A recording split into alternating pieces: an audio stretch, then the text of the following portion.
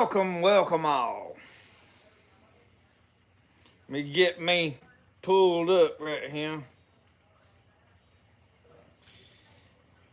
We don't have no live music tonight. No party going on.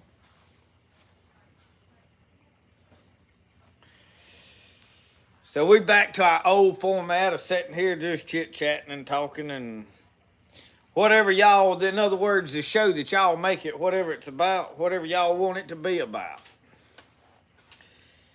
Um,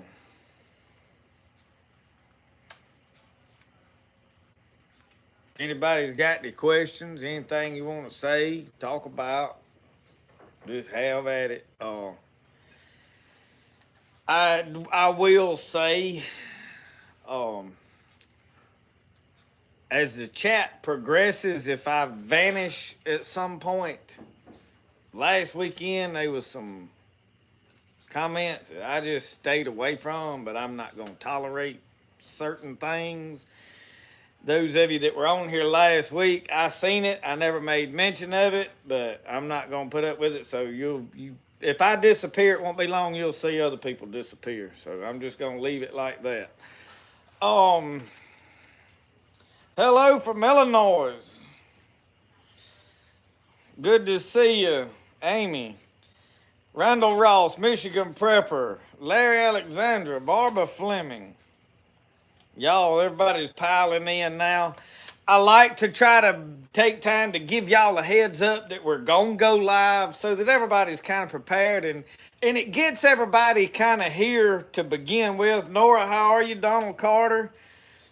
Gets everybody in here right off the bat, and then we don't have people drifting in like way over at the end. Because if people just join in at 8:30, I hate to cut it off, So, and I don't want to make all of these lives like 2 hours long. So, hey Nora, last weekend was a blast, y'all. Last weekend just kind of happened. We were out fishing and run into some people, and those are events that happen just every once in a blue moon here. But I welcome them. We used to do more of that. I play guitar a little. I'm not good at it at all. Like I can keep a little bit of rhythm, and I don't sing good, but I enjoy doing it.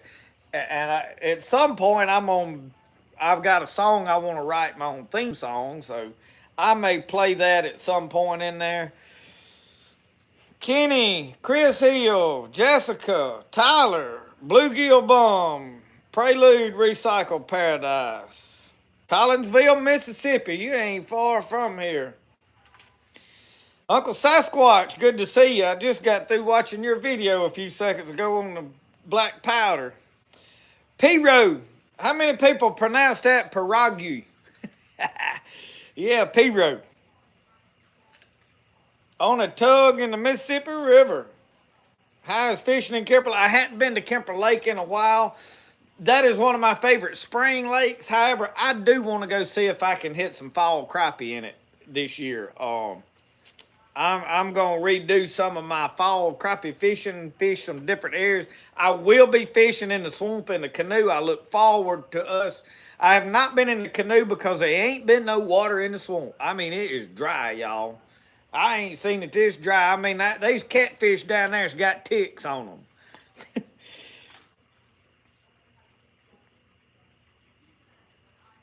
Michigan.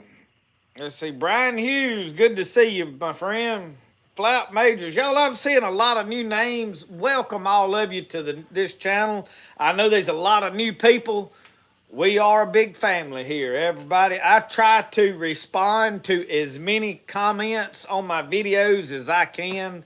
I don't purposely ignore anybody, even if I disagree with you comment or what you say. I mean, we're going to all disagree at some point in time on something. It's okay for us to disagree. I don't get mad at you for disagreeing with me. I welcome y'all. We're a big family, and I try to respond to every comment. As it grows, it gets to where I can't hardly respond on older videos because of the way it comes up on my notifications. I can get, and like today, I hadn't responded to any comments yet on my new video that came out this morning because I've been trying to get pottery made. We get to that time of year for Christmas. In case those of you that didn't know, we are Southern Mud Pottery. We have a website. It's southernmudpottery.net, and you can order pottery on there. We do wholesale pottery, so I make bulking pottery and we take it to stores and deliver it. And that's what I was doing yesterday. We stopped, picked up clay, come in, and I'm trying to catch up orders, and we've got Christmas orders piling in. All the stores are wanting their Christmas pottery, so you may see videos slow down a little bit in the future. I still have a lot of stuff I want to film, a lot of projects going on. So there will be a lot of content, more than you'll find on any other channel. But I may have to slow down a little bit. Like tomorrow, there probably won't be a video tomorrow morning because I've just been busy today. I hadn't had time to film, and I knew I was going live tonight. So that's just the way the trunk floats. You know what I mean? Like to say the way the stick floats. But I do welcome all of you, the new people, y'all. I welcome you to comment every video, comment multiple times. I don't care. Reach out to me, talk to me.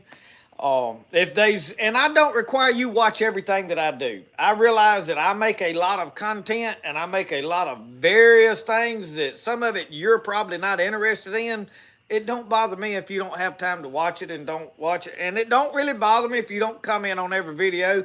I do like for those of you that have commented a lot to pop back up and say, hey, I'm still here, just so I know you're all right. I know a lot of you are watching on big screen TVs and you don't really have a way to comment on them. I understand totally.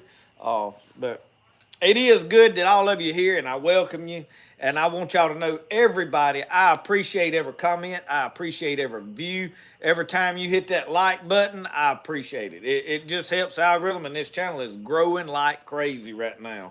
Part of it, the Lord's blessing me. So anyway, bowfin, man, I love bowfin fishing. And I love eating bowfin. Obviously, we call them grinnell here, but they shoepeck, they mudfish, scaly cat, dogfish. I mean, they got more names than a buzzard's got feathers, so. I see a lot of new names. Davis Hayes. Y'all, Mr. Davis Hayes is one that took me kayak fishing in the Gulf down there. D. Bruce. Hagen Fiesel. Trapping with Gavin. Trapping season will start here in November. The 1st of November is when we can trap. Now, you can do a little nuisance trapping right now. Predators, they don't mind, but any fur trapping. My deal is I like for it to get cool weather before I start trapping, and it's just entirely too hot in Mississippi. Number one, if I trap anything, I want the fur, unless I'm just trying to get rid of possums around my chickens.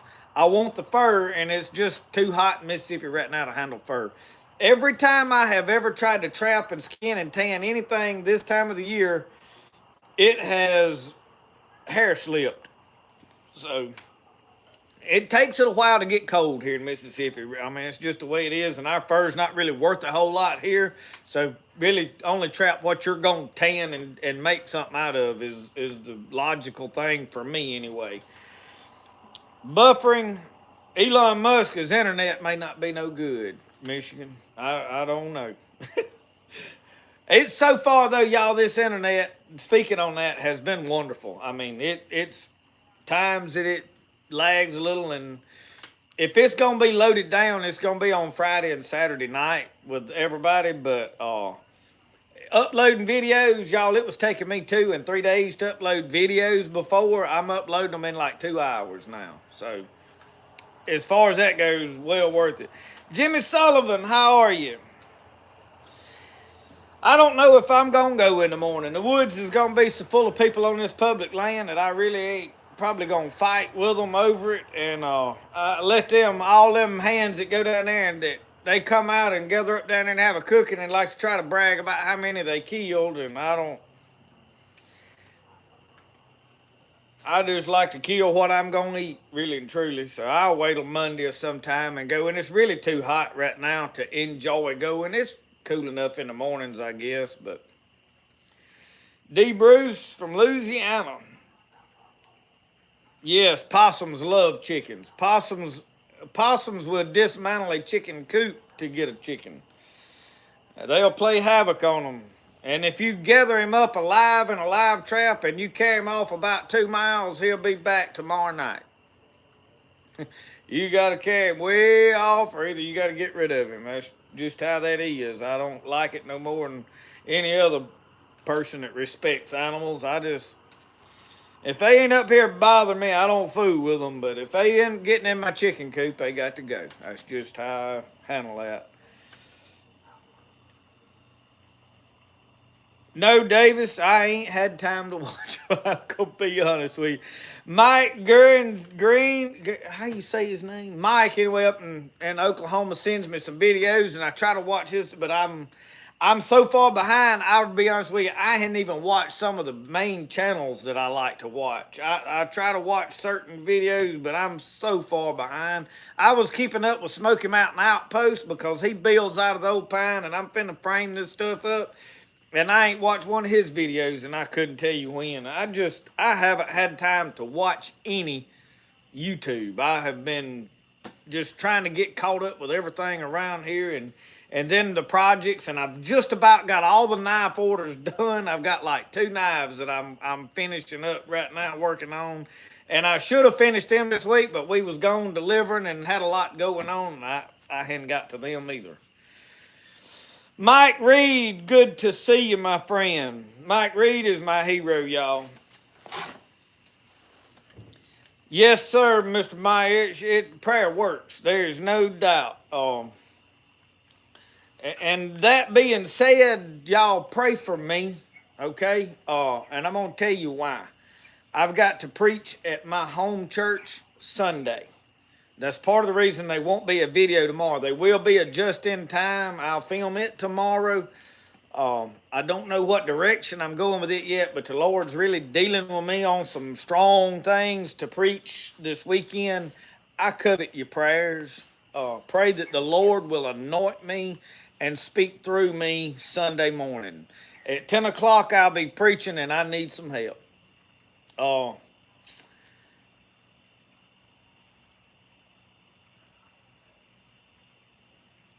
Yeah, David, send me them videos, guy. I did want to see them. Coon Dog from Tennessee. Thank you, brother. Michael Thomas. I appreciate y'all. I get an overwhelming amount of positive comments and content. I say content. Overwhelmingly positive replies, comments, feedback, whatever you want to call it. And I appreciate that, y'all. Y'all are wonderful. I get very little. I know when I get some negativity, sometimes I point it out and I address it, and you'd think, hey, he's mad at the world. I really ain't. I get very little negativity. I usually try to go ahead and deal with it up front and get it gone. And last weekend, I mentioned this earlier, I hadn't seen them yet tonight, but there was some negativity popping up, just some people or persons that just for whatever reason wanted to stir up stuff. I'm not going to deal with them. I'm not going to argue with them. I'm not going to point them out. They just going to, if y'all see me get up and just walk off when that starts, just be patient. I'll be right back shortly, and then that person ain't going to be here long after that, because I'll have to go in there to my computer to handle it, I think. That's just, But anyway, Nikki Roberts, good to see you. I like the way you added that last name on there. I like that. JL327. Trying to keep from burning the coffee. I'm glad you mentioned coffee. I got some over here I was trying to trap bugs in. But when I get through here, I'm catching up with everybody. Grateful Ed.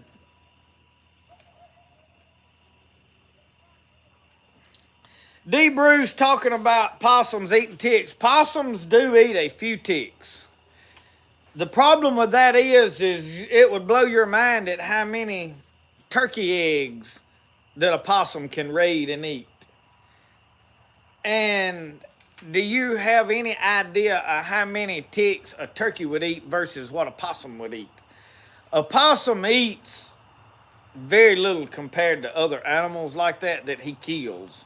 Uh, they eat a lot of birds. They wipe out pheasants, quails. We don't have a lot of pheasant in our area. In fact, I have tried to release some here. I raise them and turn them loose, but they wipe out a lot of different birds on the ground. That anything that nests on the ground, there's no whippoorwills left here. No quails. I used to hear we had the bobwhite quails. I used to could sit out on my front porch when I was living at home back in the mid '80s, early '90s, and I could call them up. I sat there one day whistling at them, and I had like 5 in the yard at one time. Now I never hear one. I never hear a whippoorwill in the fall at night. So a lot of that has to do with possums. Some of it is fire ants have a lot to do with it. Just I guess times changing. A lot of it is that people don't farm and have field as much. Everything around here is pine trees, and there ain't no open fields here anymore. So I think that's probably a bigger issue than anything else. But the possums have plenty of place to hide, and we have an abundance of possums. You can't go to town without seeing 3 or 4 run over in the road.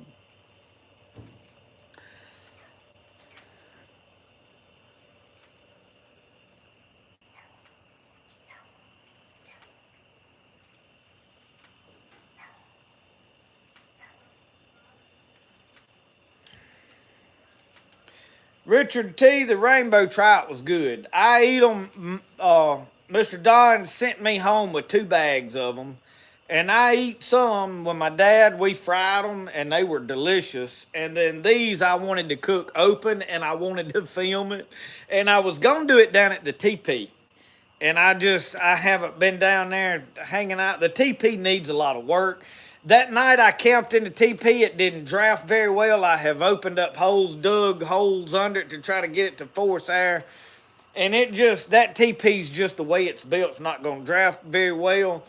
Before this winter is out, I will have a real teepee. I want a teepee, and I don't know if I'm going to put it down there or if I'm going to build a real big one and put it up here in the yard somewhere where I can just go out there and stay in it and film. And me and Brody and my wife can spend the nights in it, build a fire inside of it, and I'll be building it. I'm probably going to sew together a bunch of drop cloths and waterproof them myself and may paint them to look with Indian designs. I mean, a real teepee is about $1,200 for a good one, and I want a big one if I'm going to do it. I may wind up building 2. I had thought about making one out of a bed sheet and mixing up the silicone and paint thinner and spraying it on there. We've got one of those air blowers that has a siphon feed to spray real thick stuff, or either using a pump-up sprayer will work if you're going to discard the pump-up sprayer when you get through. And instead of trying to dip it in there and just spray that all on one side, that's going to be the outside, and that silicone mixture would dry on there, and I could do a bed sheet teepee. So anyway, all of that is stuff that is just thoughts that I have, projects for in the future. So right now I've got more than I can do with the truck project, and the back porch is my main priorities right now, getting them done. And then the buckskin jacket is everything's laying there. I finally got my material to line it with. I've got a blue and green flannel. I want to build that, but I'm saving that. It ain't even cold weather, and I've got more coats than I can wear, and I'm going to push it back just a little bit because I got this more pressing stuff, and I got orders coming in.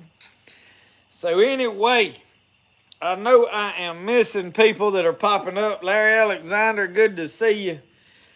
And I know I'm missing y'all. If I skip over your name, please forgive me. I don't mean to. V.A. Woodsman, that's probably why I shouldn't start calling names out as y'all pop up. But Rural Girl, Unchained, good to see you tonight. Mr. Beyond the Beard, thank you. I'm happy for all of you that have just joined this channel, y'all. This is a good, clean channel, fun. I like to try to teach you what I know. I don't know everything. I don't think I know everything. I don't think I'm an expert on everything. But I like to research things and I dig in books and I talk to old timers and I like the old ways. And again, this is not living history. You're gonna see me wearing buckskins and all this stuff. I am not trying to imitate living history. I love all that stuff. I am not against it. I like it. But I'm not trying to do that. I'm trying to mix everything and blend it like common sense. I want to know how to make my own jacket and make my own clothes if I need to and wear them and all that. But I'm not opposed to using modern stuff too. You know what I mean? And a healthy blend of what resources is around me to do what I need to do and do it as cheaply and as simple as I do. So that's kind of my direction and what I'm trying to achieve. And I want to be an entertainer. If I can make you laugh, you have made my day. When somebody comments and says, I had them laughing, their sides hurting, that makes my day, y'all, because the Bible says laughter doeth good like a medicine. There's enough hate and all in the world. We need some happiness.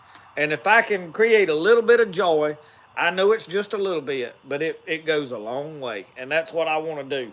I want your kids to be able to watch and laugh. If I can be a role model to them and an inspiration, if I can motivate you to get out and look at the beauty.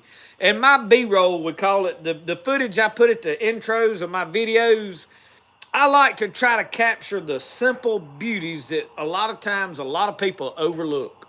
Just the little things, the little flowers, zoom in on something small, and it's just the sky or whatever, stuff that you might have been busy and just hadn't really paid attention to. I see that and I'm thankful because my Lord created all of that for me to enjoy and for beauty, and that is his handiwork and his artwork. And I like to share that. And that's, it's just another little bit of joy that adds to a video, I think. You've been wondering when I sleep. I sleep not enough. In fact, the last 2 days I have been stressed because of some things going on here. Not nothing big, but just little things that eat on you. And then I had a guy got mad at me, and I'm not gonna say what happened, but one of the viewers got aggravated at me and hadn't responded to me, and I don't know what I did. I don't know what I did wrong that hurt his feelings or made him mad or whatever. And it has bothered me. And I realize that I can't let that bother me because it's just going to happen. But I really care, a lot of these big channels, man, if you get mad and walk off, they don't give a rip if you're there or not. Once I've talked to you and you've responded, and you get mad at me and leave, I want to know why. What did I do wrong, And I realize I can't please everybody. I'm really not going to try to. And I told my wife, I said, probably something religious based that I said that they didn't agree with. And, we're not going to all agree on the same things religiously. A lot of people, religion is one of those things that people are strong in what they believe. And I respect that. And I ain't told nobody that you go into hell for what you believe. I don't. I want to push you to get more of God. I want to tell you that, hey, you can have more. I hadn't said you go into hell if you don't do what I do. I think some things are necessary. Are they necessary to keep you out of hell, or are they just necessary to have a better quality of life? A lot of things God give us was to prevent bad things from happening and us to keep us from having to fight battles that we're fighting now if we had done what we should have done to begin with. And a lot of that is that way. And I think sometimes people think, well, I'm undermining their faith. I can't tell you how God's going to judge somebody because we'll stand before him one day and he will judge us as he sees fit. It won't be according to what I think. All I've got is his word to go on in that book. And I've got to get as close to that as I can get. But I figured the guy that got mad at me was probably because he disagreed with something I said religiously, because those are usually the things that people get fired up about, that or politics. And I totally stay away from politics. I vote and lean a certain way, but I find fault with both sides of politics. I can point out a lot wrong with every president, with every person in politics, right, left, blue, red, Republican, Democrat. They stuff wrong with all of them. And I stay away from politics. I could probably lean one way and get a whole bunch of viewers to follow me just if I'd push one thing, but I'm not like that. I'm seriously kind of middle of the road on politics. I like common sense. And I stay away from that. I don't think politics made them mad. I think it had to have been something I probably said in my just-in-time videos, but, yeah, woman of Christ, he might have been a Swiftie. He might not have liked that CD I hung up in that elderberry tree out there.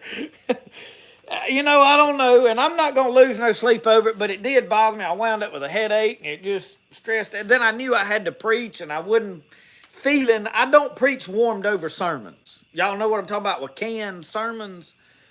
I've got to preach Sunday at my church, and the Lord just last night started dealing with me about what I want to preach or what He wants me to preach. I've got a notebook full of ideas and topics and notes that I can just grab something out. I can throw a sermon together at the drop of a hat, no doubt in my mind. But that ain't worth 2 cents, y'all. That ain't good for nobody or nothing. Because I'm relying then on my intelligence and what I know and what I think. And y'all, that ain't no good. I've got to rely on Him. If it ain't what the Lord impresses on my Holy Spirit to pour out, I mean, anybody can just get up there and talk and pass the time by. If we're going to grow spiritually, we got to hear from the Lord. And that comes from men that pray and fast. And so anyway, this week has been tough because of it. I've been trying to get geared up for that. And it's stressed me out, and this is going on. And usually got battles going on. And then there's stuff in my community that I've got a bunch of people that I reckon don't like me. I don't know. And that has bothered me. It bothers me this time every year. And I said this year I wasn't going to let it bother me, but it still does. When you get shoved to the side, you're not good enough for everybody else. So it'll be all right. It'll all come out in a wash. What do you think about the Rendezvous series with Lynn Belvins? I just ordered the first book of the series today. I will say this, Uncle Sasquatch, I am reading this book right now. I am that far through it. The book's kind of coming apart, and I glued it back together, but I'm reading it. This has got a lot of true stories by Win Belvins. And this is Give Your Heart to the Hawks. I hope everything ain't backward in there. It's backward to me, but it bothers me if it's backward to y'all. I'd rather it be backwards to me, and then y'all be able to know what it's saying. Let me look. Yeah, I can see it. I got my thing up here. I can tell it's straight. I hadn't read the Rendezvous series yet. From what I have read from Winfred Belvins, I would say it would be good because he's a good writer. I've listened through all the Wilderness series on my Scribd app. There's like 60-something books. I went through them. Then I listened to all the Kit Carsons by Douglas Hurt. And then I listened through part of Preacher by, what's his name? Somebody posted. I know who I'm thinking of. Terry, not Terry, but, now this on the tip of my tongue. That don't happen to y'all, I know. John Stone, there you go, yes. I listened to part of his book, but his writing is just a little too bloodthirsty for me, and then there's a lot of profanity in there, and y'all, profanity just, it don't bother some people. If you don't mind it, read it. It just grates on my nerves. I can deal with a little profanity. I'm not like these are sensitive ears and if it comes in there, I'm going to, I don't get just like that over it, but I don't feel comfortable with it. I don't like it. So with him, I don't read a lot of his stuff. I got halfway. I went through now. I will say this. It took me 7, 8 books before I had all of it I wanted. I found another one this week that some guy has a new book, and I got part of the way through it, and it wasn't that great. I turned it off in the first book. But I like to listen to books, so now I'm back to listening to the Wilderness series by David Thompson. I'm on like book 12 again, going back through it, and they that good. If you've not read or listened to the Wilderness series by David Thompson, the Mountain Man Nate King, that is an awesome series of books. 60-something books. I highly recommend them. And they're not long reads. Anyway,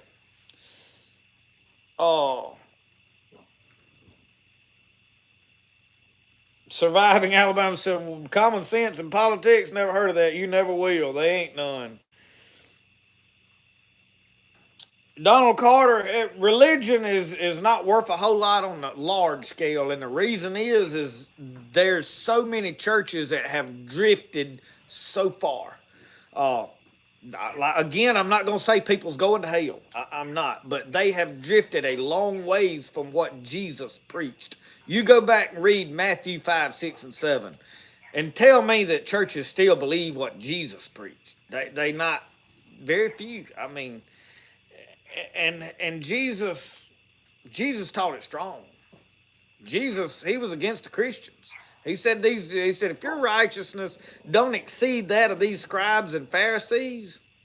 And here's the deal, y'all. Scribes and Pharisees, they had a form of religion. They had a set of rules and a religious ceremony and tradition and religious protocol and all that stuff. And you look today, is that not what we see in most churches today now? Jesus handed us real power. Jesus walked around performing miracles. He said, these signs shall follow them that believe. He said, if you believe, you'll be saved. Believe on me and you'll be saved. But he said, these signs will follow those that believe. And I don't see them signs following a whole lot of people. So it makes you wonder, do they believe? And that's what I say. A lot of churches is drifted. They just, for whatever reason, time, people get comfortable with sin. And some of this is what I'm going to preach about Sunday, that I am trying to come up with the best way to present it without, I don't worry about offending people. I don't care if they like me or not. That ain't my goal. I want people to like me, but if I got to choose between preaching what God says and them liking me, I'm rolling with God every time. Just get mad at me if you will. But anyway, we'll get on to something else.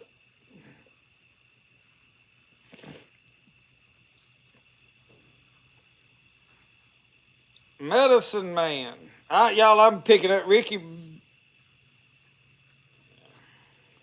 Trying to catch back up on comments.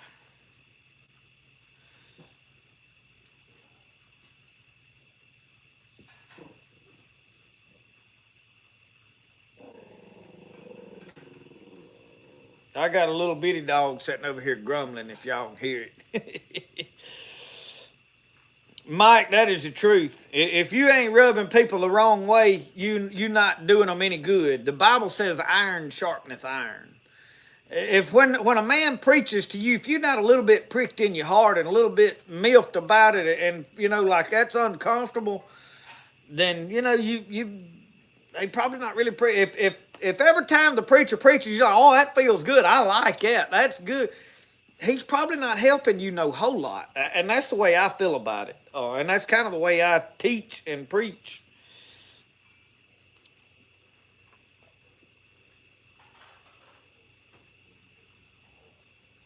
Jeff, I'll have to look in. I don't guess I have heard of him. And Ricky, when I do sit down and film just in time, I pray and I talk to God, and then I just sit down and let it roll. It's not scripted. Occasionally, I use some notes, and most of the time, my notes consist of scriptures written in order to go read from. When I preach, I don't preach from notes. I don't get up there with an iPad or a notepad and all that and try to write my whole sermon out. Now, I have to make the notes. I have to sit down and write things down and write topics because they put them in my head. But if I get up in a pulpit and try to read and follow that, it's a mess. I have to get up there and follow him and let him speak through me, and I can tell when that anointing hits. I can feel it, and I run with it. Wherever it goes is where we go, and it has never led me wrong. It has never failed me yet, and I hadn't preached no whole lot, but I've preached a little bit. Lloyd Staggs. Well, I hadn't started getting ready for deer season yet. No, not at all. I should have, but I don't really have anywhere to deer hunt other than public land. I've tried to contact a couple of deer camps and get in a deer camp, and any of the ones I've talked to, there ain't no availability. Y'all, I'm telling y'all, when I tell you that around here locally, like in my community, I reckon I have rubbed enough people the wrong way that I don't think they really like me around here much. I mean, I don't get invited to do nothing. I don't get took hunting. I don't get invited. One thing they know, if I get in a deer camp, I'm going to kill a good deer. I like to hunt and I pay attention to what I'm doing. But, they call me whenever they see me catching white perch and they want to know where I'm fishing. That's when they talk to me. But it's all right. It'll be all right. I got enough friends on here with y'all that I don't worry about. If they don't like me around here, then so be it, I think well, I'm not going to even say that. I don't know what it is. My iPad has done this chat thing on it, y'all, is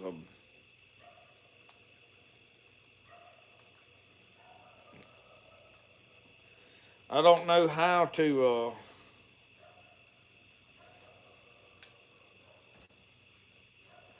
I done made a mess out of it.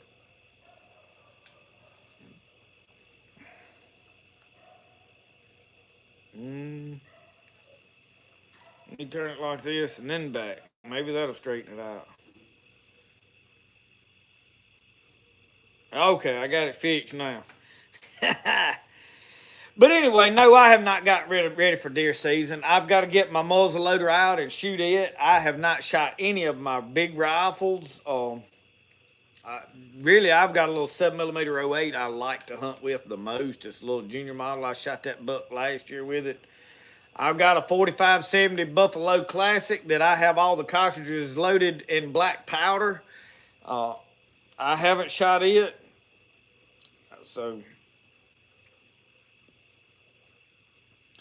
Jeff, I see that comment. We will definitely pray.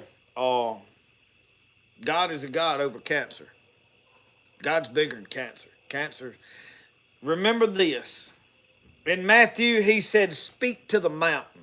I'm probably going to touch on this. I may teach this Sunday morning. I think I probably am, because I have already kind of had that direction.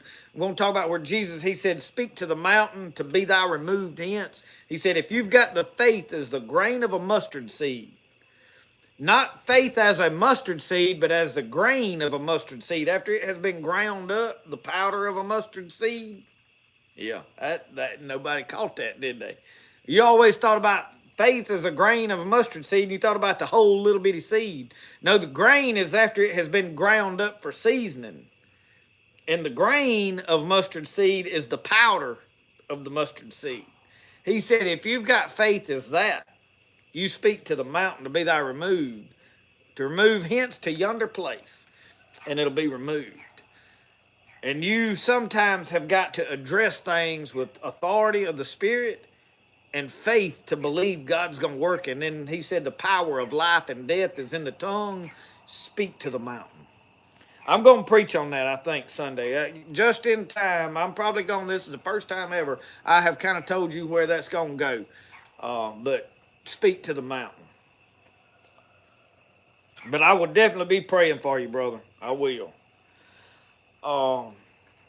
Larry, yeah, we'd go hunting, and we may get to go for it silver anyway. I've got invitations to go hunting at 10 different places way off somewhere, but y'all, I'm old poor boy. It costs a lot of gas, and it really ain't the gas to get there.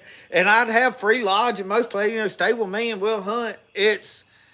I got to be here working on pottery, and if I leave and stay gone 3 or 4 days hunting, there ain't no pottery getting made. But now I got my daughter working now, so she can catch up some slack, and maybe before Christmas time, I'll have her taught to really make pieces, and she's doing good with it. So Barbara Fleming will be praying for y'all. Richard T. You hunt with a 7mm 08. My daddy bought me this Model 7 junior model Remington 7mm 08 bolt action when I was about 9 years old, and I still got it, and it has put so much meat on the ground. I have missed very few. I killed one deer at like 360 something yards with it. The 7mm 08 will outshoot the 6.5 Creedmoor that everybody's talking about. You look on the boxes of bullets at the ballistics, it has a flatter trajectory than that rifle. So I've not figured out and I don't have anything against the 6.5 Creedmoor. If that's what you got and you like to hunt with, it'll kill deer. I mean, ain't no doubt about it. People jump on these bandwagons of like, this caliber is greater than everything else. Everybody needs one. Well, that's hogwash. That ain't the case. But it ain't that it's inferior. Any caliber will kill a white-tailed deer. You should be able to take any caliber they make and kill a white-tailed deer. If you can't, you need to practice shooting, because that's usually what it is. And I will say this. I'm guilty of making bad shots. I have got excited and rushed a shot is fixing to step in the bushes, or it happens. I understand. I'm not fussing at nobody. A lot of people, if you say something negative, it rubs them the wrong way. They think, oh, you just jumping on. No, I'm guilty of it too. I've shot deer and looked for them and be like, man. I shot one and the worst shot to make is if a deer's coming straight at you. That is the hardest shot to make, because that bone right here in that front of that deer is wedge shaped, and that bullet, if it hits a little off center, either way just a little bit, it'll skirt around that rib cage and it'll go between the shoulder. You'll find blood everywhere right there and think, man, I got him. And then that blood will peter out in a little bit and you won't never find. I got the biggest buck I shot him like that with a 270 WSM. And the only way we found him was I paid a good dog. I paid Bull to come up here with Smoke. Smoke is a dog, and he is legendary around here. And he found him and made short work of it. But the deer was still alive when they got to him. So, full moon tonight. If I could see it, hang on. Y'all bear with me just a second. You see that moon out there? It's just about to go under the porch. But I have been watching that moon rise, and it is huge tonight. I just wanted to let y'all see. I mean, it is full moon. You know, the paramedics is wound up, and the jail cells will be full tonight, and they don't tell how many babies will be born. It's just, people say all that stuff don't matter. It does. It does. The crazies will all be out tonight, I promise you. What's your thought on tiller tines for me? You know, I ain't never thought about a tiller tine, but it should make a good knife. Here's what I would do. Anytime I pick up a piece of steel like a lawnmower blade, there's two kinds of lawnmower blades. There's good ones and bad ones. If you go buy China-made cheap lawnmower blades, at Lowe's or somewhere and put them on there, they're probably not going to make a good knife. You can make a knife. I mean, the first knives were made out of stone, okay? So any steel is better than that stone. But a good knife, heat that joker up till a magnet won't stick to it. Just get you a scrap little piece of it. Heat it up till a magnet won't stick to it and stick it in water till it completely cools. Lay it down on a corner or something and hit it, and if it snaps off or shatters, it'll make a good knife. Does that tell you exactly how to temper it? No. You got to play with that. Tempering a knife is not quenching it. A lot of people are misconceived into thinking tempering a knife is when you dip it in oil. No, that's quenching. You harden it to almost brittle hard then in that oil. You put it, I usually take like them Gee Whiz plow springs. Once I've finished my knife and I have quenched it in oil, I take it in there and put it in the oven at 400 degrees for about 2 hours. And then they are usually perfect. And the one that's on my side right now, I did that with it. And y'all, I have cut so much stuff with this thing. It's an old crude looking knife, but y'all, I have really took a liking to this knife. And I promised y'all that I was going to give it away at somewhere at like 20,000 subscribers. Well, doggone if we ain't almost to 18 now. And I mean, it's growing fast. So, I was going to kind of wait till over at Christmas, but we may give this knife away and the sheath here before long. I want somebody to have it. Because as long as I've got this, I ain't gonna tote my Bowie knife that I like so much. It's still hanging up in the shed, and I've got more knives. I don't need to keep collecting my own knives. I want to share the wealth around some. So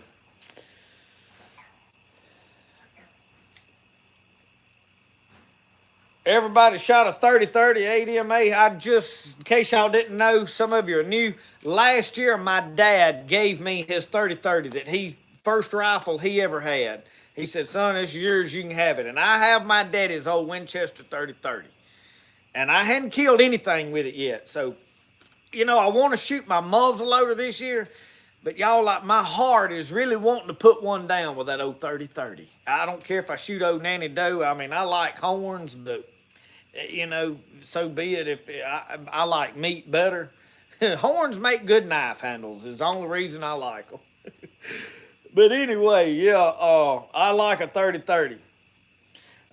Grateful Dead, a 30-06 is probably the all-around best caliber that there really is. It's the most legendary, most used. I don't even own one. I've been looking at one to pawn shop, but I didn't have enough money to just throw away on another rifle. But a 30-06 is a jam-up whitetail rifle. Larry Alexander, I have lost a few using a muzzleloader too. In fact, y'all saw me shoot about two that just walked off. I don't know if I hit them. I shot a big old pig down there out of the canoe. He run off, and I never found a drop of blood or nothing, but I feel like I hit the pig. Deborah Nord, you want to win. Jonah, this is not Jonah. This knife here is not Jonah. This is a Gee Whiz. This is a whole lot more quality knife. This is a thick piece of steel. I mean, it is thick. Jonah is probably around a 1/16 of an inch thick blade, light knife, a jam up good all around knife. I toted one all through catfishing season, most of the summer. I toted one until I got this one put together and finished. And really, I had this knife built for a long time. I just had not built a sheath. And I don't know if y'all have really seen this sheath. It is leather. And JR was talking about he liked it. It is not just rawhide. It is leather wrapped in rawhide. And if you can see in there, it is a leather sheath with the welts. And I just kind of hung the feathers on there. But this is a show enough piece of steel. This is a way better knife than the Jonah. And there's nothing wrong with the Jonah knives. But I sell them for $100. There's no way I could sell this knife for that little. Number one, I have a limited supply of that Gee Whiz material, that plow spring, and it's antique metal, and it's hard to get your hands on. When that's gone, I probably won't never get my hands on the mower, not to make knives out of.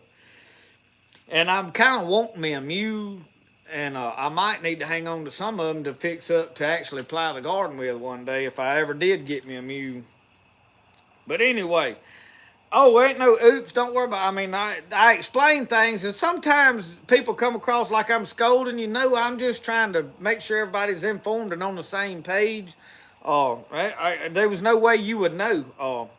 But now the Jonah knives, I've got a pile of them, and they are excellent knives. I have pressure checked them, and they hold up well. Do anything that you want to do. Really, an all-around, most practical knife, it's probably the thing. My deal is I just like a big knife. I mean, the mountain men toted big butcher knives. Is that what everybody needs in woods? No, that Jonah knife will skin anything in America. I feel like I would be scared to try to process a buffalo with one. I've never processed a buffalo.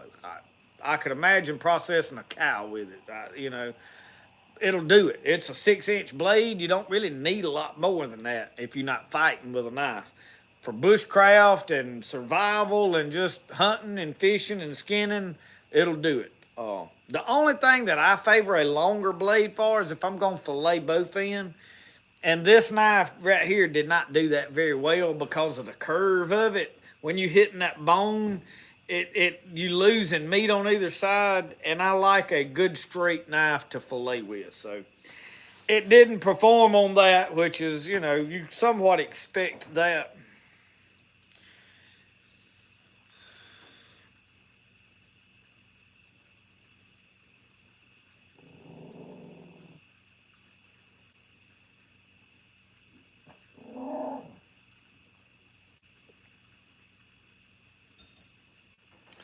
Gail Stiegel,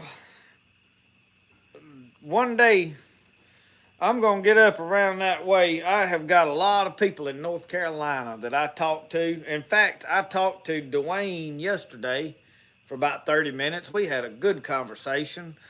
He's up in North Carolina somewhere. There's several of y'all up there. Y'all, I really want to, at some point, my wife and I, we want to just pack Brody in the truck and get in there and just start driving. And really, I want to put a tent in the back and go from campground to campground, just stay at a tent. I want to ride around up through those mountains up there. I've never seen some of that country. I've been to the Smoky Mountains, but I've never been over like to Asheville or any further on over in there much, or up to Virginia or any of those other places. But I want to meet some of y'all. I want to come up there and be like, hey, I'm going to be at this town at this day. Anybody that, would like to come, and maybe we can make that happen before next summer. I don't know if I'm kind of partial. I would like to come through the mountains up through there in the wintertime, when it's not when there's ice on the ground, but when it's cooler and they Christmas decorations and such as that.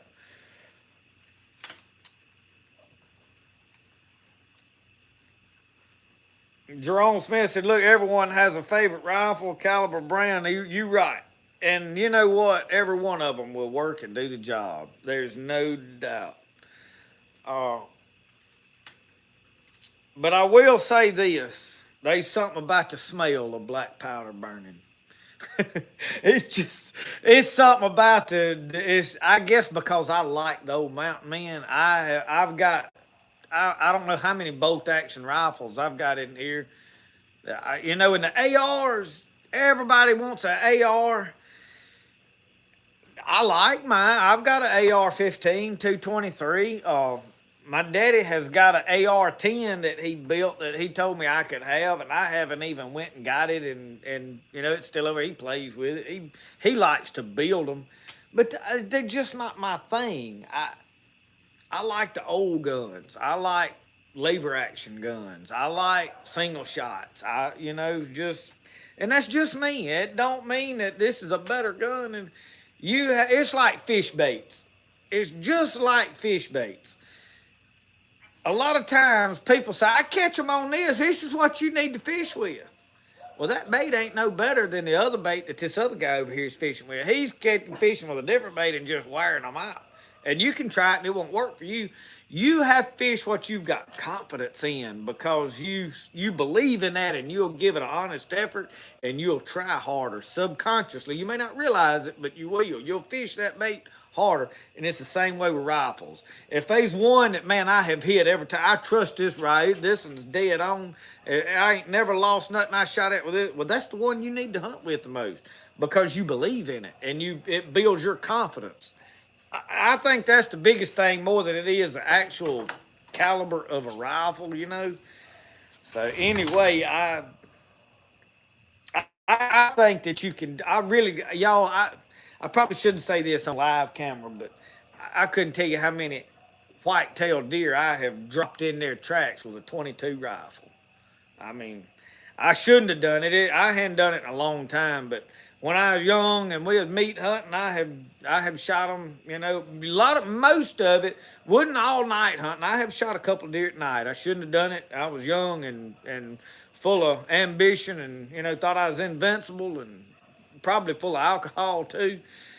But a lot of it was running trap lines, and I would just be toting the 22. And from that, the 17 HMR has put a bunch doing the exact same thing. Anyway,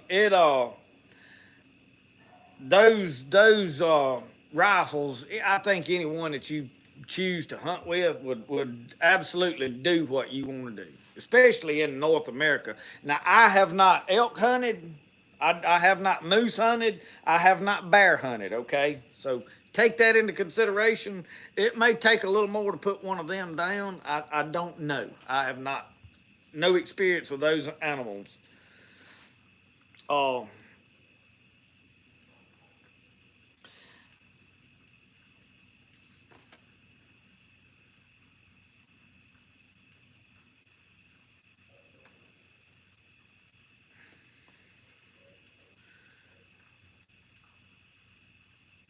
let's see. Woodsman's way may your aim be highly focused. Your arrow find its way putting food.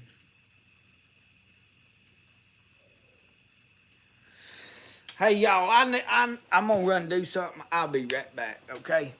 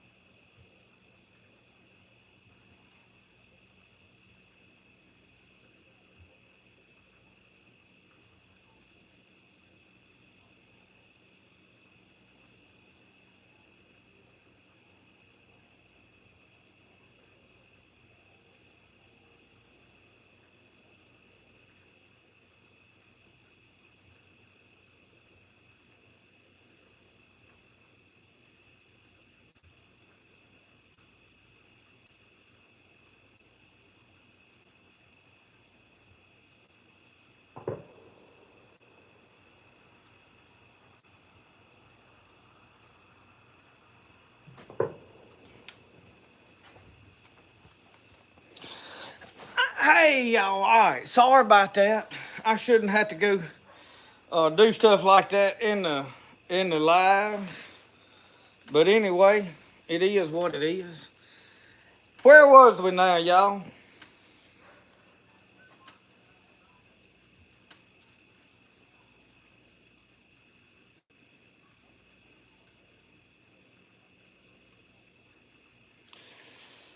Y'all, it didn't let me do exactly what I wanted to do in the live, and it's try to handle stuff. I try to handle it right, but I ain't arguing with nobody, y'all. I ain't got time for it. So, on to next things.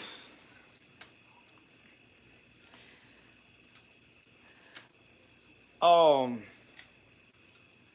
the TP. I wanted to talk about it. I put this off. I was going to talk about it in a video, and I mentioned it earlier. The TP's not drafting right. When I stayed in it last year, I had these ideas. I was going to do a bunch of filming there. We was going to stay in a TP. Several problems with the TP. The footage is not good in it. Everything is like real red looking because of that trucker's talk.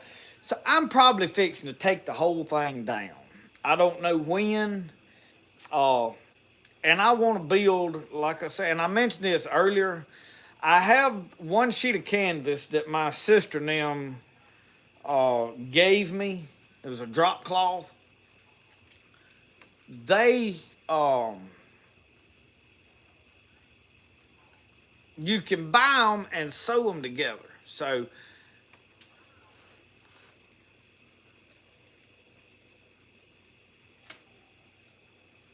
Lord help y'all.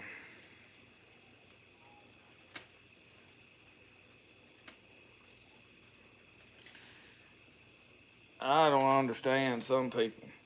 The the draft on it, it does not draft.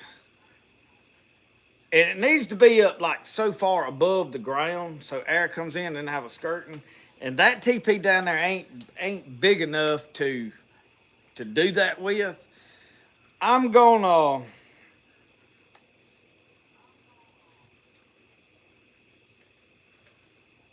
um I'm gonna sew it together. I'm trying to deal with all this, y'all. It's straight. It's just crazy. It's senseless. Um, and you got to build it in a half moon. And I think I can sew everything together on them drop cloths, and I can waterproof it with either. I wanted to do boiled linseed oil and turpentine to where it's like an oilcloth, but I do know one thing. I have got a bed sheet that I did that with, and it is extremely heavy. So I'll paint.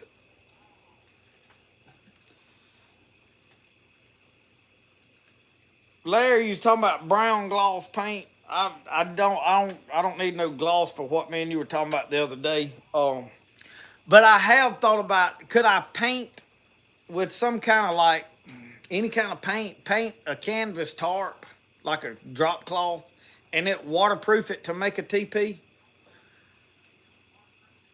I'm mulling things over, and I don't know exactly what I want to how I want to waterproof it. But I want to build a real teepee, and I want to build one that's got a footprint of like 10 foot or better.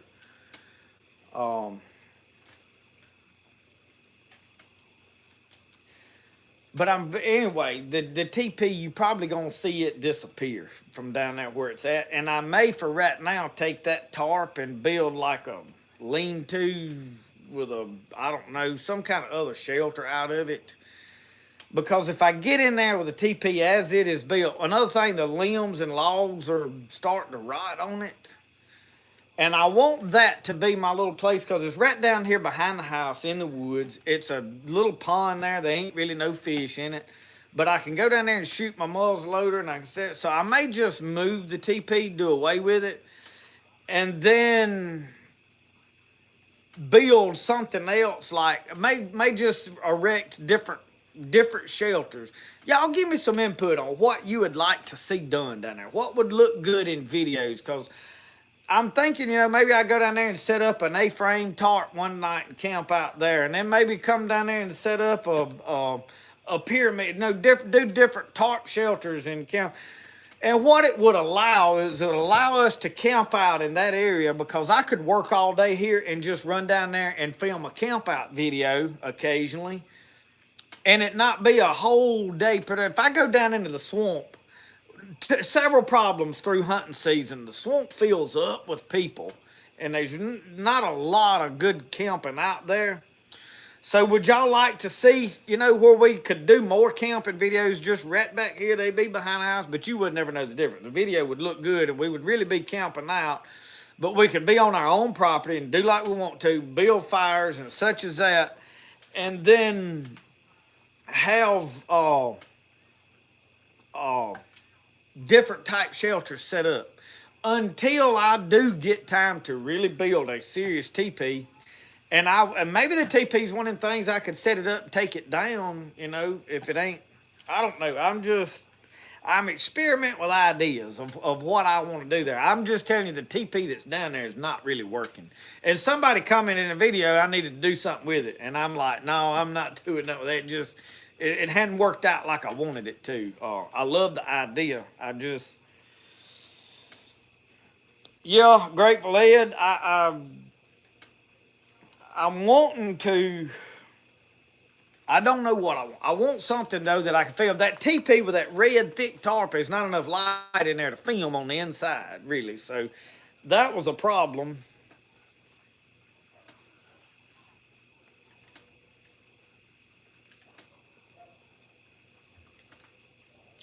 Silicone and caulk. I've done a video on the silicone and mineral spirits. and it works really well. And that may be the go-to thing. The deal with it is for nostalgia's sake, it's not something that the old people would have used. But you know, I'm about blending modern what works the best, and I need something. I've got a bed sheet that I did in boiled linseed oil, and it is heavy. It is way heavier than the king size that I did out of mineral spirits and sycamore. So I don't know. I don't know what duck's back canvas is, Randall. Where do you Ace Hardware years ago? I know a lot of that stuff is expensive now when you find like just a canvas tarp. I was looking at them to put on the back of my truck. And them things like just a 10 by 10 tarp, 60, $70, you know. So for the TP that I want to build, it has got to be at least 30 foot long and 15 foot across. And I'm probably going to have to sew like 3 15 by 12s together to get that, and then draw the half moon on it and cut it for the TP. So with what I've got down there, that plastic trucker's tarp thing, I could build a lean-to out of that and have a waterproof shelter, but I don't know. I don't know if that's what I want to fool with. I think I've thought about with the, once I get my TP design cut out, I've thought about painting it and just like getting white paint. I don't know. I'm sure I would have to have an outdoor paint. I don't know what kind of paint I need to use, and paint it solid white, and that would seal it. And then I could put like some kind of designs on there to give it a Native American look. It would look appealing that way. So you see where I'm at. I want it to look good on videos. So anyway, we're gonna do something with the TP here before long, and there'll be videos on that. The truck, y'all, I've talked to a lot of people. I have got a lot of good feedback about my pickup that I'm gonna paint green too. I'm gonna feather that out. I'm gonna probably order some rougher sandpaper, and I'm gonna go over that hood real good where it was peeling. It's just peeling where it had been repainted from the bodywork whenever it was wrecked many years ago. And the paint stuck for a long time. Now, it didn't just start peeling right off the bat. It started peeling after a long time, and I'm gonna sand that hood pretty good. And then Dwayne told me to. He said he used to paint, and he told me to paint the front cap. In other words, tape the windshield and the doors off and put a tarp over all of that and paint just the hood and the two fenders and whatever's on the bumper and let that dry. Or, well, paint it, get it tacky, and then put the second coat on it and let that alone and see what it does. He said that way, if you run out of paint or if something goes wrong, you ain't got the whole truck tacky and trying to cover the whole truck and then run out of paint. Or it makes a lot of sense to me. But paraffin and beeswax mixed to waterproof the canvas. Tommy Litchfield, I'm going to give you a tip that I did on one of the canvases I done.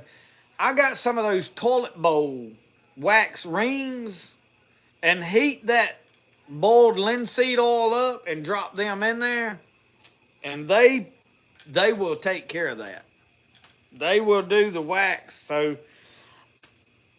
are they better than the paraffin wax? I don't know. I've used the paraffin wax like when I'm doing traps. So you could go either way, but you can get those toilet bowl rings for a little of nothing. They melt, and I don't know, they're a softer wax.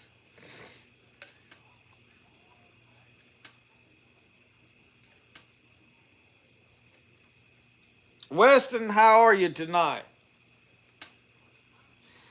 I'm talking about stuff, and I'm going back. Michael from Colorado. I know y'all's weather's starting to break up that way. I'm ready for cooler weather to get on back down this way too.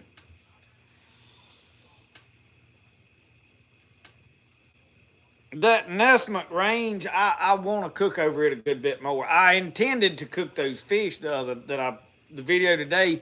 I had intended to cook them down there, but it was just easier. One thing is I burn boxes up here, and once I get boxes burning, I've got to go throw a stick of wood on there. Well, then in a little bit, I got another stick or two of wood on there, and I like the smell of oak wood just burning. And I don't have no big roaring fire. I just want some wood burning. I like the smell of it. And I already had coals there, and I'm like, I'm fixing to film. And I laid them about dinner time. I said, I'm gonna lay them fish out, cook them. And I was hoping Don Lanier would get to see it. I know they still up there in Kentucky right now trying to catch those fish. He said they were struggling this year. But anyway, Justin Wicker, good to see you. Ron Mara. Well, Ron, the TP deal is for it to draft right. Number one, you got to have a bigger hole at the top where the heat will escape out. Mine, I think it's the sticks have bowed in and it has kind of collapsed, and I think the hole at the top is not big enough. It don't have smoke flaps, obviously.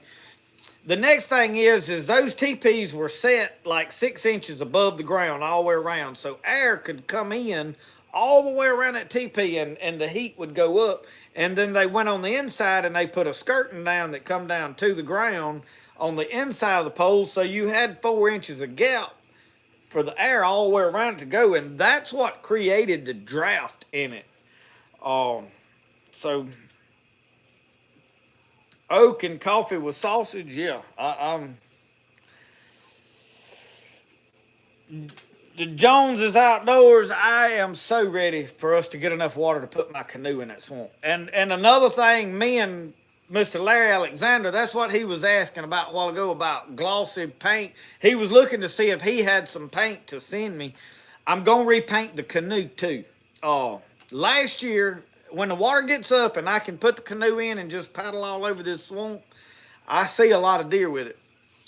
Deer, the color red, that canoe is red, the color red don't really make a lot of difference. However, it just being a different color and moving, like you can sit there with an orange vest on, as long as you're sitting still, that deer will come all around. He don't pay a lot of attention. But when that red canoe is moving, it is a different color from what is in the background. And with it moving down the creek, even though it's moving slowly, it catches eye. They don't just stand there and you're like, you know. So I had thought about painting it brown like a log, or either OD green. Partially, I just like those colors. I want it flat, dull. And so I'm probably going to paint the canoe. The next thing is squirrels. Squirrels see that red canoe and they gone. So shooting squirrels out of it is a little more difficult, not impossible. I can shoot them out of it. I have done it. It's just not as easy when you're moving down the river. So I'm wanting to paint it too. So, and Dwayne told me, he said, well, paint the canoe first and you'll get a feel for the paint and how it's working, because this paint I'm going to paint my truck with is pre-thinned. I don't have any experience with it. It's something I've never dealt with as far as that type of paint. And so but I'm scared that I've only got 1 gallon of paint, and I hate to just spend $60 more to order another gallon of paint. If I'd have been going to do that, I could have probably got free shipping if I'd ordered them both at the same time. So I don't know what I'm going to do with that yet. We in limbo. But I am going to paint the canoe before long, but I'm so ready to put it in the water and get down there fishing. The crappie will start biting in another probably 2 or 3 weeks. I figure after this cold front comes in that the crappie will start biting a little better. And I have got several places that I want to go try to fish for some crappie. And so anyway, yeah, Johnny, I had a P-row too, and I let mine rot. I did not have a good place to put it out of the weather. And I had it upside down out here on some sawhorses, and our humidity. I had went to South Louisiana and bought the one I had. In fact, we had 2. I had one that I built and one that I bought. And they have been all up and down the Pearl River, and both of them rotted. I just could not keep them together. I tried to repair them. And I had sealed them. But when we fiberglassed the outside of them, I don't know if that made a big difference. Like the moisture couldn't get out, because where I messed up is I fiberglassed the bottom of the inside, And I think moisture got between those two layers of fiberglass, and I think that sped up the rotting process in it. Um, and we didn't use marine plywood because you couldn't buy marine plywood thin enough. You can only buy the marine plywood here. Now I know they make it other places, but here we couldn't get it but in the thick. So I didn't want 3/4 plywood to. So we was using real thin stuff. Anyway, I don't have my P road no more, and I kept saying I was gonna build another one, and I have so much going on. I can't do everything that I want to do, not make pottery. If I didn't have a job to work, I could do a lot more, but I wouldn't be able to afford to do any of it. So anyway, yes, I've grew a lot of tomatoes. Go back and look in my gardening playlist, and there's a lot of gardening videos. We've grown a lot of. In fact, I've got tomatoes growing now. I cut the tops out of one of the big tall ones. Just the top was alive. All the bottom of it was about dead. I cut the top, stuck them in water. They rooted. I put them in a bed back there and been having to water them. But y'all, it's so dry here. It's hard to make anything grow watering it with a water hose. You can keep it alive, but it's hard to make it produce. So anyway,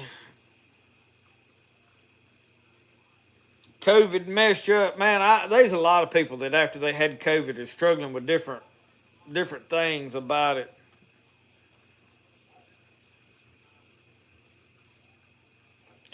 Yeah, Jones. When them crappie go to bite and I'm in that boat, that hunting is a thing of the past. I like that mule that they took down there. It's Uncle Verse and them had this mule and said they was trying to sell it, or somebody wanted to buy it, and he said, "Yeah, I'll sell him." And they said, "Well, he's a coon hunting jumping mule." And they said, "What do you mean by that?" I said, "Well, he'll flat foot just jump over a 6 strand barbed wire fence." Well, that mule, they said, "Man, we won't buy him." Said, "But now look," said my main most problem is he said, "Can I get him in a boat?" He said, "Because we hunt on that island out in the middle of the Mississippi River." And he said, "That big long island's where we do all our hunting." He said, "And I need to put this mule in a boat to get him over on that island." And then he said, "Oh man, you ain't gonna have no trouble getting him on no boat." He said, "Your main most problem is once you get over there and get ready to hunt is to getting this mule out of the boat." Said, "Because this mule would heat brother fish and he had to hunt." Yeah.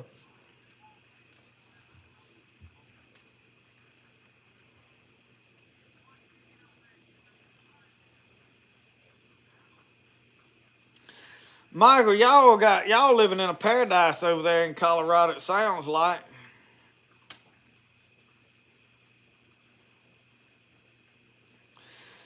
Yeah, Brenda, we've got very little rain here too. In fact, we had almost an inch the other day. I say the other day, it's been 2, 3 weeks ago now.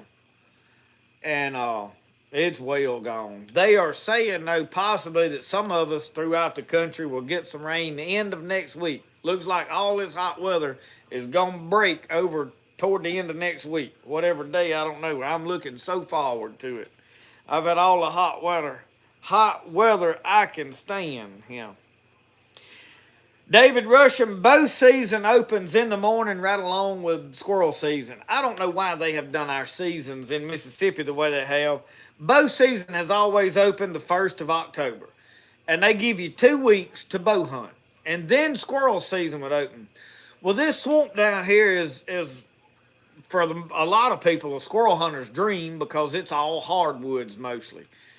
And river bottoms and creeks, and it's full of squirrels, or at least was. Now, a couple years ago, they wouldn't very many because I don't know, you couldn't hardly find a squirrel. And I don't know if they said the ice storm broke a bunch of limbs, killed a bunch of them, or either disease. Don't really know what happened. But now they are a bunch of them again.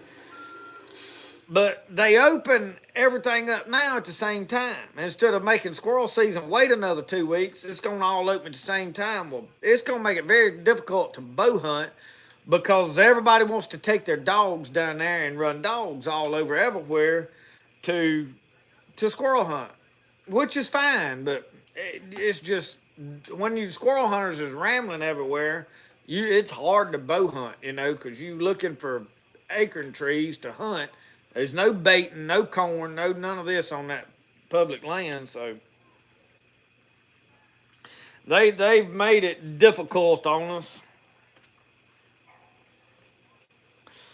John Vazo, I've got one tomato out there on that I set out. Now the tomato plant ain't probably a foot and a half tall, and there's a tomato on it about the size of a golf ball. And I didn't realize it was on there the other night, and I don't know, it's just probably with the weather like it is, it ain't gonna. I don't see it ever being no good. All my pumpkins, y'all, I planted a pile of pumpkins, and we got enough to put on our front porch. Last year, I sold nearly $800 to $900 worth of pumpkins. I had pumpkins that just sat down there and rot. This year's so dry, they ain't no pumpkins. And I got people calling me like, "Hey, y'all got pumpkins this year?" I'm like, "Well, I tried." I mean, I planted some of Hoss Tools' giant pumpkins and all kind of stuff, and they didn't. None of them made nothing. So I don't know. It's been a tough year for such as that. Lady Hammer, you made it tonight. Good to see you.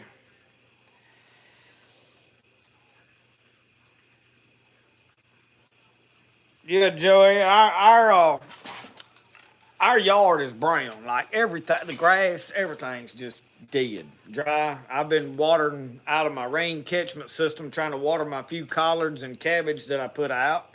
I put 2 or 3 in a tub up there, gonna grow them in that wicking tub, and I think one of the chickens got up there and pulled every one of them out, so they ain't got none of them.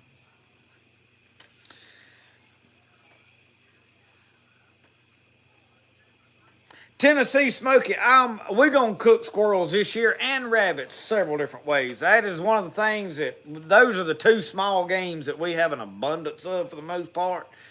And I'm gonna get down at Nessmuk Range and we're gonna cook some over the fire. I'm gonna cook them in a pot. My favorite thing, the first squirrels I get, we will definitely quarter up and just deep fry.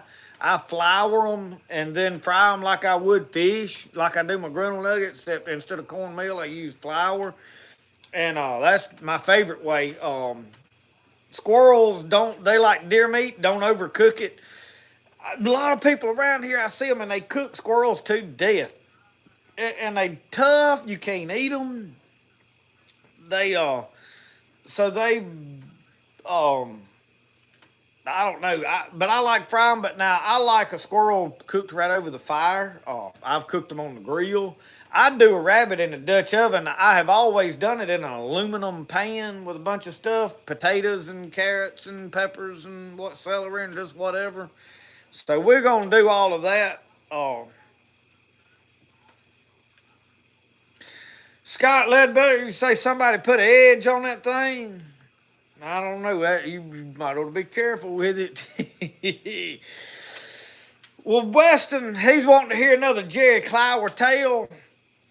I was going to tell y'all we talking about squirrel hunting. And Jerry Clower, he had this old boy that over in Hollywood. He said one of them Hollywood dudes wanted to come over here and go squirrel hunting. Now, he had done brought one bird hunting, when he had to shoot the mule down there for Uncle Versi. And they shot the mule. But he decided he was going to bring this fellow squirrel hunting. He said, "Man, we got some of the best, finest squirrel hunting all there is in the state of Mississippi down there around south in Amite County." They got down there and got to squirrel hunting and said they was killing a few squirrels, slipping along them creek edges and looking. And he said, "Here come this fellow walking up down through there," and said he looked like he had a squirrel tail hula dress on. Said he had a piece of a plow line tied around his waist. And said they was tucking the heads up under that waistband, and said the tails was just a flopping. Said he had them all the way around his belt. He said, "Man," said fella, said, "now we've killed a couple of squirrels," but he said, "Now how in the world are you killing them squirrels?" He said, "I ain't heard no shots, no nothing." Said, "You done slipped right up here on us with all these squirrels." And he said, "Well, I'm going to throw in this rock." He said, "Just watch." He said, "There's one right yonder." And said he walked over there and said he drawed back left-handed. Said he had a rock. Said it was a little bit smaller than a baseball. And said he drawed back and said, man, he beamed that squirrel right in the head. Said it fell out. Said he went over there and grabbed him up and popped his head under the belt. Said, I got me another one.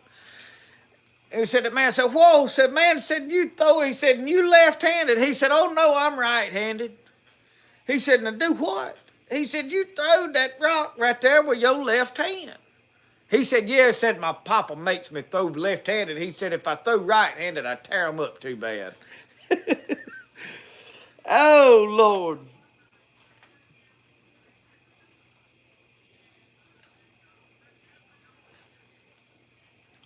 Tennessee Smoky, you get talking about them homemade biscuits. Now, Michelle, she had the Brody drinks up all the milk, so she's done had to learn how to make the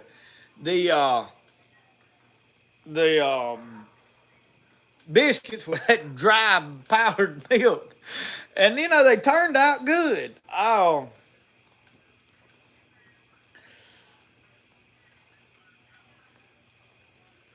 yeah, Jones, they is some catfish, and most of our catfish and trotline stuff happens early in the spring, when like around February and March, when the water is up and the river's running, the catfish will run upstream. That is normally when I do it. Right now, if you put very much cut bait or live bait on a hook, you are going to absolutely have grunnel hanging everywhere, or both ends, which I'm okay with, but I can't eat but one or two at a time. And you can't fillet them and put them up, so I don't really try to target them that way. Uh, you can't, about two, unless I'm having a cooking for a bunch of folks. Like the other night, we cooked 5, but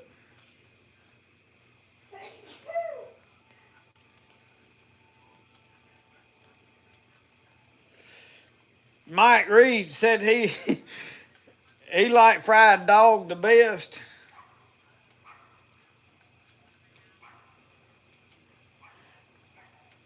Lady Hammer, I'm gonna have to be honest with you. I tried coke one time, and I wasn't a big fan of it, so I deleted that video.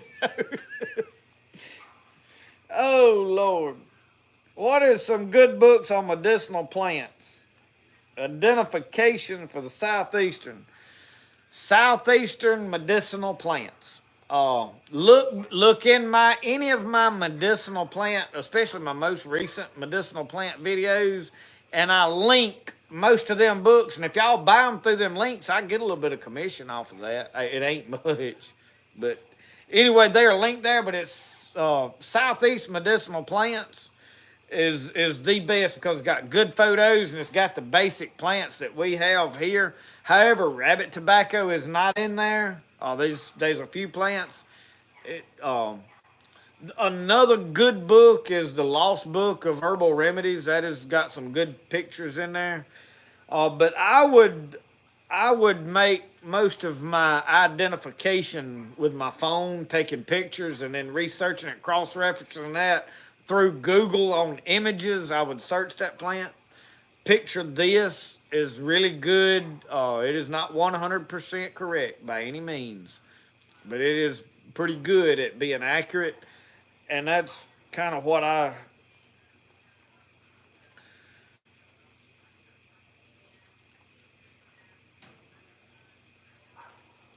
Kyle, I figured you as paramedic, and since the moon was full, I figured you had your hands full trying to see after people doing foolish stuff tonight. What is the biggest deer I've killed, Weston? I have got a 12 point I killed with a 45-70 right down here in the swamp. Oh Lord, Mike. Y'all, is everybody having problems with it locking up, freezing? They ain't no telling. I'm watching it on one thing and recording it on another, and it ain't skipping on mine, but no, I can't make I can't make no promises on nothing. Mike, you may need to get you some of that Elon Musk internet.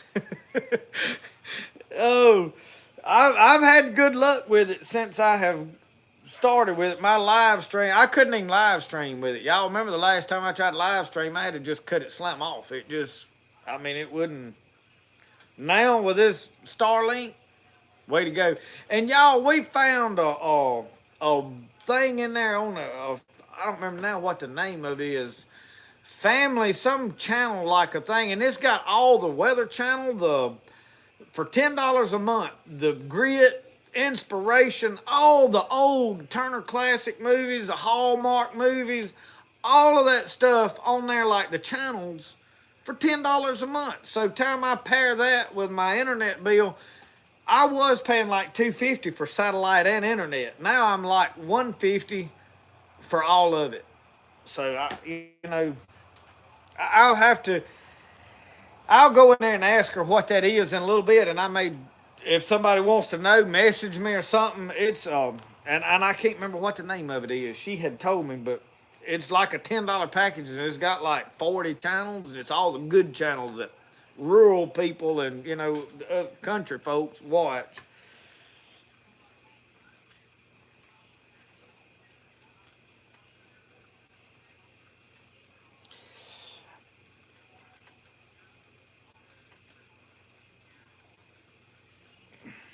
Yeah, I figured you was having calls, Kyle.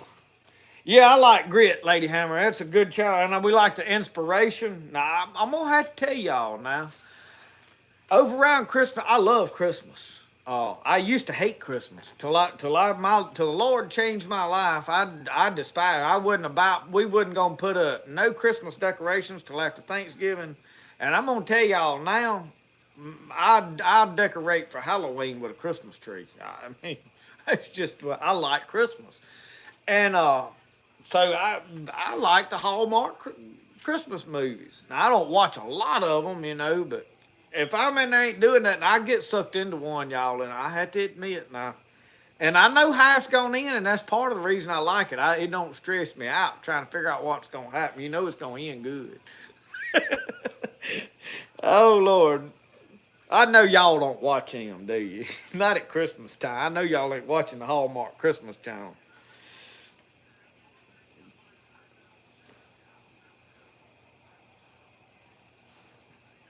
Joanne, my wife won't take no knife to no critter when I bring it in there. I was watching Jeremiah Johnson, and he come up there and dropped that rabbit in the pot, hair and all. I said, man, my wife would have killed me right there.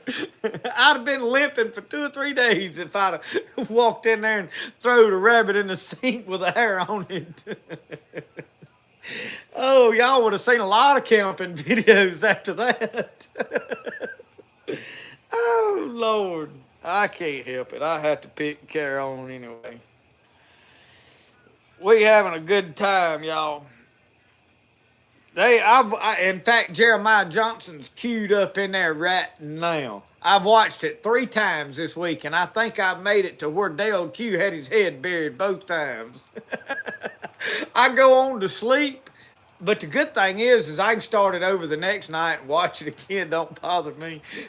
I watched that and Mountain Men pretty much religiously, and they was another. We watched something else that I found the other night. I like Dances with Wolves. It's a good movie, and Last of the Mohicans. I hadn't seen it in quite a while. It's a good movie.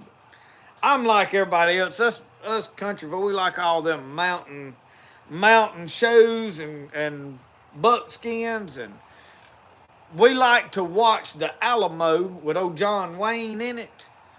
Yeah, Brody calls him Jerry Crockett. I think he's finally got straightened out that that's Davy Crockett. But for the longest, it was Jerry Crockett, and he wanted us to fast forward to where they started shooting them cannons, and we watched that one pretty good. Used to, my favorite movie was Tombstone. I could quote that movie and still can pretty well from start to finish. But there's a lot of profound language in it, and I don't watch it much. And that's one of my things with Mountain Man. He GDs just a little too much, and that movie would have been just as good without all that. I don't see where it helped. They've done that. But anyway, old Dale Q, he was a cutter now. He finally decided to grow him a little hair. He said he wanted to leave something behind when he left this world. They said that was sound wisdom.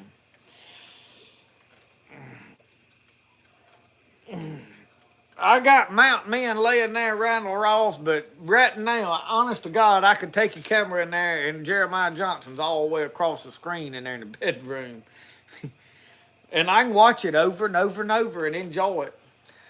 Sometimes I'll skip past where they walk up on that woman and all her kids is dead. Y'all, that's a little disturbing. I know it was real and all, but sometimes I just fast forward on, especially if Brody's watching with me.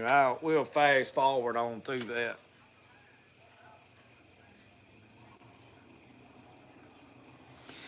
Jeff, what I need to do is that I wish I could have had a setting on my TV, and there probably is. I just don't know how to do it to where to just mute it, mute the profound words out of it, because it's a good movie. I mean, I like Mountain Men. Both of them were excellent movies, and I have yet to see Man in the Wilderness. I reckon, have to order that on DVD because it's on none of the streaming stuff unless you rent it. And Elk don't know how many feet a horse has. Yeah. I like it when he said paints his shirt, speaks English. He just does this to aggravate me.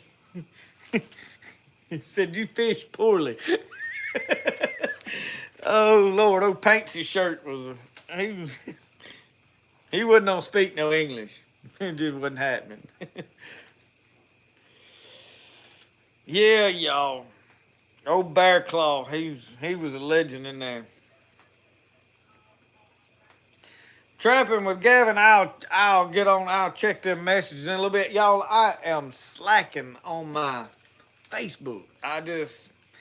And I know a lot of y'all message me on my personal Facebook. Y'all, that is the last place I look, honest to God. I check Instagram pretty regular because I get a couple like Placino, the fishing company. They messaged me wanted me to feature a rod holder this week. They messaged me. I was like, I don't have anywhere to put it.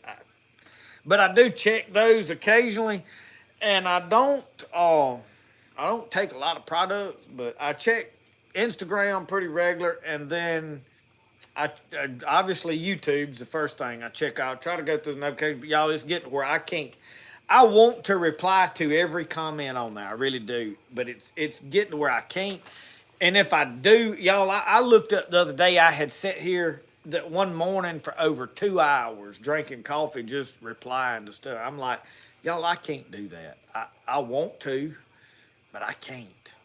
So y'all, if in the future, if like you leave comments and I don't get back to you, y'all, I promise you, it ain't because I'm purposely ignoring anybody. I love every one of you, and I want to talk to every one of you. But there's just no way I go back. But I do occasionally go back and check all those messages. I try to reply to everything that everybody wants, and get up with you. I don't purposely ignore anybody. I really don't. But y'all, you would not believe at the amount of mail and messages that I get. I get them from like 4 different platforms: YouTube, Facebook. I got 2 Facebook accounts, so that would be 3. Instagram, and then my email, that's 5, and that don't consider text messages and phone calls. So, and I don't shun you. I don't tell anybody, hey, don't leave me alone. I'm not like that. I want to talk to all of you. So anyway, what movies do I watch? Jeremiah Johnson and Mountain Men. I did watch North to Alaska the other night. I watched the same movies over and over. I watched the old good movies. I have found very little modern, newer stuff that I like. I do like the Lord of the Rings series. I've watched all of The Hobbit. I have all that. I liked Pirates of the Caribbean. Those were some pretty good movies. I liked, there's a show I like, Merlin. I like some fantasy, not a lot. I don't dive way off in it. I'm not into witchcraft and all that devil worship. No, I don't jump on me with that. It's just entertaining. I like the dragons and the mythical stuff. It's just entertaining. So The Hobbit, Lord of the Rings. What else was it I was filming? Oh, there was a show, Merlin, and it's on Amazon Prime, I think. It was a really good show. It was Merlin as a young boy. That I watched that. I like that. But I go back and watch the older stuff, y'all. If I'm gonna sit down and watch TV, it's on Grit, or I like the westerns. I like, and I don't watch a whole lot of it anymore. But I like Clint Eastwood. I've watched all of his western movies over and over and over. But really, right now, y'all, I don't watch a lot of anything. This is what I do. Okay, when I sit down to relax, usually Brody has got Park Ranger LB or something like that on YouTube that he's watching, and Brody went home with his mama on them a while ago. He was here when we first was starting to live, but he went home and spent the night with them tonight. He wanted to go to his nana's. But I don't really watch as much as I like to read. And I go to thrift stores. In fact, my wife came in today and brought me this book, another herb book. No color photos, but it does have some pictures, y'all. This Rodale's, it's got all about dying with herbs, cooking with herbs. This is the stuff that I sit down and look at for entertainment. I don't do a lot of TV. I'll tell you what my TVing is. I turn on YouTube and watch it while I'm making pottery if I'm like tired of listening to books over and over. I listen to mountain man books and westerns. I don't really get into westerns. I listen to William Shakespeare. I listen to the Bible a lot. I have a Takarta Bible app that plays. I listen to that while I'm making pottery, especially if there's a book of the Bible that I really want to go through and go through it quickly and process it so that I can put the whole story together. So, but like yesterday, I came home with Maltov. It's plays, comedies, old writings. I found a really nice Easton's edition of classic books, the Treasure Island. I had two poetry books, like one that of English poetry, and I found a collection of American poetry. I, y'all, I like odd things. Okay, I like William Shakespeare. You know, I like to read the old stuff. I like John Grisham. That's about the most modern thing that I read. I don't read a lot of modern stuff. Uh, I, but anyway, YouTube, I watch it while I'm making pottery occasionally. And I prefer long videos. I like the long videos because my hands are nasty and I have to wash them every time I go over there and look for a new video. So if I see that a video is like 5 minutes, I generally skip over it just on basic principle. Oh. Now, if I'm sitting down here in the morning, yeah, I'll watch 5, 10 minute videos. It's not like, hey, if you make a 5 minute video, I ain't gonna watch it. That ain't the deal. But out there, I'm not going to watch it. And that's normally where I watch YouTube. I set the iPad up or my phone up over there and hook it to my little radio that's in there where I can hear it good. And while I'm making pottery, it's over there playing. And I'm really more listening to it than I am watching it. So that is why I think a lot of my talking videos have done so well. Like where I sat down out there on the stump and just talked about life or talked about money or talked about things in general. I don't think people are sitting there looking at me the whole time as much as a lot of them are probably driving down the road between jobs and they can lay that phone down and ain't having to look at it and they listen to what I'm saying. And I think those videos are getting me more views for that reason. And I do the same thing. I listen to a lot more than I look at. Uh,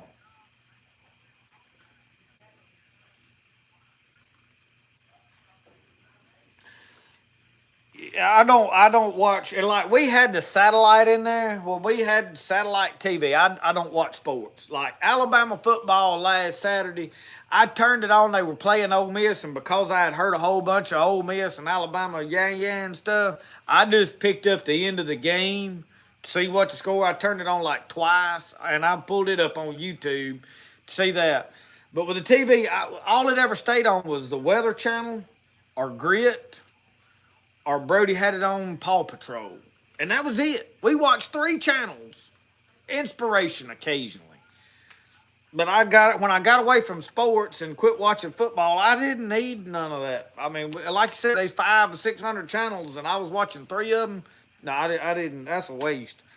But YouTube, I like YouTube, and there's several people that I have followed for a lot of years, like Mike Reed and Uncle Sasquatch and different. When their videos pop up, I'm gonna turn their videos and click like right off the bat. Same with my buddy up here, J.R. Willis and Nikki. When they put out a new video, I check them out because they're my friends, and I hit the like button and listen to what they got to say. And I like to hear J.R. playing the banjo. And I know banjo's not for everybody. Everybody don't like to hear it. I like banjo. I just, you know, a lot of it, I couldn't sit there and listen to banjo music all day, every day, like while I'm working. I can't. But I do enjoy it in short spurts. And the way he does videos, I get my banjo fix right there. And so there's about 3 or 4 or 5 channels that I watch religiously. And then some of those other ones that put up good videos, like the Presley girls. I like to check out them and what their mom and them's doing, but a lot of their long videos, I'll put it on and listen to her mom and dad sit there and talk, and I very seldom comment on a lot of that stuff. Every now and then, if they get on a topic that I've got something, hey, I want to share this, I do, but I don't do a lot of commenting anymore, and it's because my hands is nasty and I'm out there in that pottery shop when I'm watching it, so that's why you don't see me commenting on a lot of other people's videos. But anyway, good night, Bush Crowd. Open Range. I'll tell y'all another good Western that I liked was American Outlaws. That was a good movie. I liked it. And I've got it on DVD, but I hadn't watched it in a long time. And I don't remember if it's got a lot of profanity in it or not. I can't remember.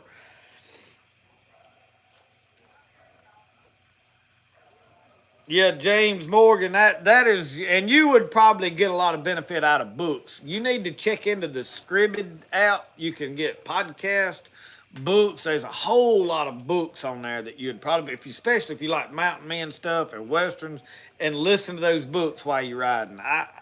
When I go to deliver pottery, I like music, all right. I mean, I don't have anything against music. I'd rather listen to a book. Because anything you listen to is music, you're going to find a few things you like and listen to that over and over and over. Well, I mean, modern music I do not like. There ain't none of it that I like, that I have found. Maybe a song or two. Lonesome Dove is awesome. I do like Lonesome Dove. Gus is awesome. And it's laying in there. I have watched it I don't know how many times. But it's just, anyway, I lost my train of thought. Somebody had to tell me what I was talking about, because I don't. My mind just, when I seen Lonesome Dove, it just. Gus was a man. Gus was where I got the philosophy that he said to find a simple thing. He said, don't think on one thing too much. Find a simple pleasure in life. He said, like a good cup of buttermilk. In the morning, a good cup of coffee, all that kind of stuff. Uncle Sasquatch, good night. We'll see you. Thank you for stopping by and listening to us yap for a while tonight. But it's getting that time, ain't it? The Wild Frontier is on Roku. I watched the Wild Frontier, bits and pieces of them, and I think they're on YouTube as well. I think those separate episodes are on there. Now, one of my favorite shows that I watched, talking about TV, was we liked Alaska, The Last Frontier pretty good, but I liked Life Below Zero. That was one of my favorite ones. And then y'all remember the old series, what was the name of it? Live Free or Die. Remember, it had the old guy from Georgia that dressed in the buckskins? Randall Ross probably knows him personally. But he, his cabin burnt down in that swamp over there somewhere. He, Song of the South, good to see you. Live Free or Die, yeah. That was a awesome show. I liked it. It petered out. I don't know what happened. And y'all, one of the goofiest ones that I got into watching was that old boy that didn't talk plain. He said, I knew this was a bad idea. As always, he had a junkyard and they sold junk. Randall Raw, you said you remember the show. It was a pretty good show. I mean, I enjoyed it. I don't know how accurate it was. It's like Mountain Men, the show. It was good. I like Eustace Conway. Oh, I like most of the people that was on there, but when you start filming like me, I film YouTube videos now. I can look and see when stuff is staged. It's like really blatantly obvious to me now. And that's my problem with a lot of these big homestead channels on YouTube. I see where they're faking a lot of stuff. And I think the average people don't catch as much of it as I do because I understand camera setting up and what it takes to film now. And it just, anyway. See you later, Tennessee Smoker. We're not going to be on here no long time anyway, y'all.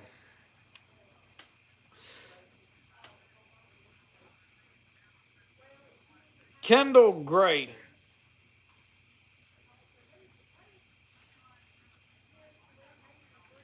Okay, I'm lost on the snake. Kendall Gray. Yeah, wait. I think I do. Does he work at Wyndham Tractor? I think I, I don't know. I have to. Rat snake, really small.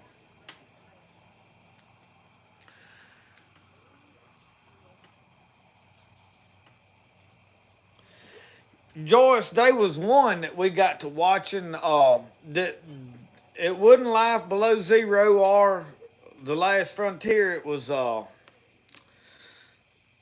the Last Alaskan maybe. It was about the nomadic people, some of them that were way up in the northern parts, rural, that had built their cabins out of nothing, and there was several different ones of them. Uh, I can't remember the name of that show. If it may have been The Last Alaskan, I wanted to think it was something else. I know that was a show. I don't know if that's the one I'm trying to think of. He was attacked by a rat snake. Oh Lord! Did it drop down out of the ceiling on you, Weston? You didn't bite his head off, now did you? But anyway, some of those TV shows we got into and watched. And I'll tell y'all one I really liked, and I've got it on DVD somewhere in there. Me and my wife can't find it because we was talking about it the other night and started looking for it, and I don't know where to put it. It was Tougher in Alaska. And this is an old show, but there's this guy that went around and done these. It was kind of like dirty jobs, but it was it was before it. And he went in Alaska and was showing all these different jobs in Alaska where everything was so much tougher and how, because it's so cold, stuff don't operate the same. Now that was very exciting to me. I enjoyed that. Eat 'em raw, Weston. Y'all, that Eat 'em raw has stuck. So the and Brody, he is like now. Every time I try to get him to say eat 'em raw, he's I ain't eating it raw.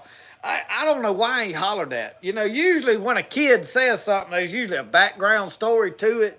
Like, you said something, and they repeat it, and you try to cover it up because, like with kids, we was talking about this the other night. Sunday school teachers learn a lot about you when they ask for prayer requests in Sunday school. We taught Sunday school one time to kids. My wife teaches some of them now. We try to steer away from it now asking for prayer requests in Sunday school. That's just a can of worms you really don't need to open.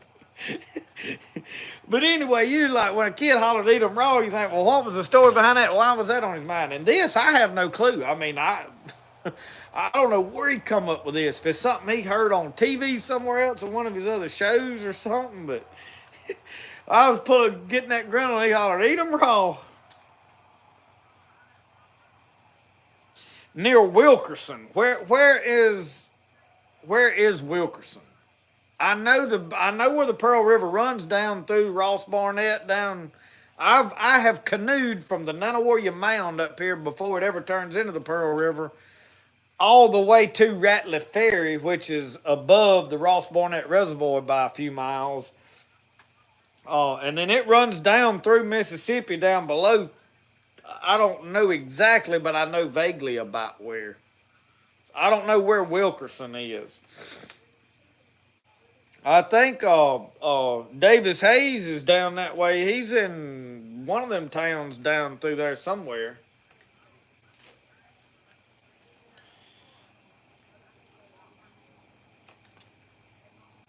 But y'all, I was gonna tell you, I am working on the Etsy store. I have added a shirt. I don't know if it's available. You'll have to look and see. There's a coffee cup that has my logo on it now. That is, I didn't make it. It's not my pottery. It's just a cup, cheap cup with a logo on it. But there is a shirt, the white shirt with Spirit of the Outdoors regular old logo like it's on the thumbnails. And on the back of the shirt, it says eat them. It says put them in the cooler. So that was the next thing. Picayune, yeah. So that shirt is on there. As soon as my daughter can get my logo fixed and get the background removed to where we can put it on different color stuff, we're going to open up my Etsy store to where I don't buy the shirts and handle them. I won't know what they are. They'll just be, and we can do different colors. And you can have hooded sweatshirts and whatever merchandise I can get through. And I'm going through Printify. So I put my stuff on Printify, and then I just get a small commission off of it, but I don't have to handle anything. It's a little more expensive, but I have no control over that. Unless I absolutely push it down to where I don't make nothing off of it. Then, so I don't know. I just struggle with the shirts that I'm doing and me handling them and selling them. And then, like the other day, after the guy, I don't know, he got mad at me and didn't want his shirts no more. So he basically wrote refused on them and sent them back to me. Is what happened. So anyway, I've got those two shirts. I haven't put them back on the Etsy store. I'm probably not going to resell them because he won't take the money back like he's that man. I don't know what happened. Gonna need a hoodie. Well, Michael, we're going to try to get several different hoodies. Most of what I'm putting on there is just going to be unisex stuff, like, either or, and not a man shirt or a woman shirt. It'll just be whichever. I wanted to do some ball caps, so I want to try to get some ball caps to wear, because I don't wear caps anymore. I've got a collection of them, but I kept them for Brody. I would have put them in the yard sale box when we give them away, but I kept them for Brody to have because he may wear them. But I've got old Kenworth and Mack and Caterpillar and John Deere and all those from when I was diesel mechanicing, and then companies, all different kind of stuff.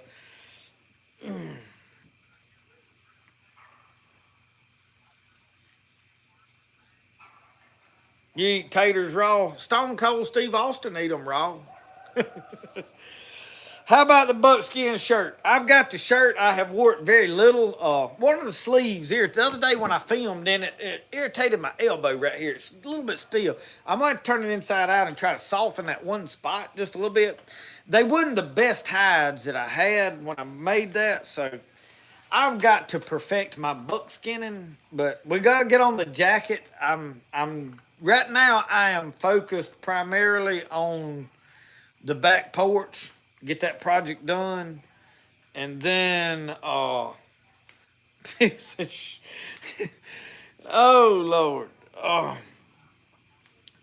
and then I'm gonna get the truck painted before I start any more projects. So I've kind of shoved the jacket back because when the weather goes south and it's raining and sloppy, I can get in there and work on my jacket. I've got to get this back patio built now because I have got to have a dry place to put my firewood for the winter. Not to mention, I want to get everything set up where I can start filming my cooking videos back there, and to do all that. Edom Raw Western is if I ever perfect my seasoning, just mixing up my blend of what I want to, like a season. It won't be like a real rub or a professional barbecue. It'll just be a all-purpose seasoning. Like this is put in your camp box and put it on everything. And it's generally going to be lemon pepper and garlic salt and Tony Chachere's basically, not Tony Chachere's, but cayenne pepper and salt and pepper and just basic ingredients. Uh, Usually, what's that red? Oh, my mind goes blank, y'all, and I'm young, ain't I? Uh, Paprika, that's what it is. Put that in there, and it's just a seasonal. And I had two or three. I think I had some cinnamon in it. I've mixed several things in there, and whenever I named that, I made name that Eat 'em Raw.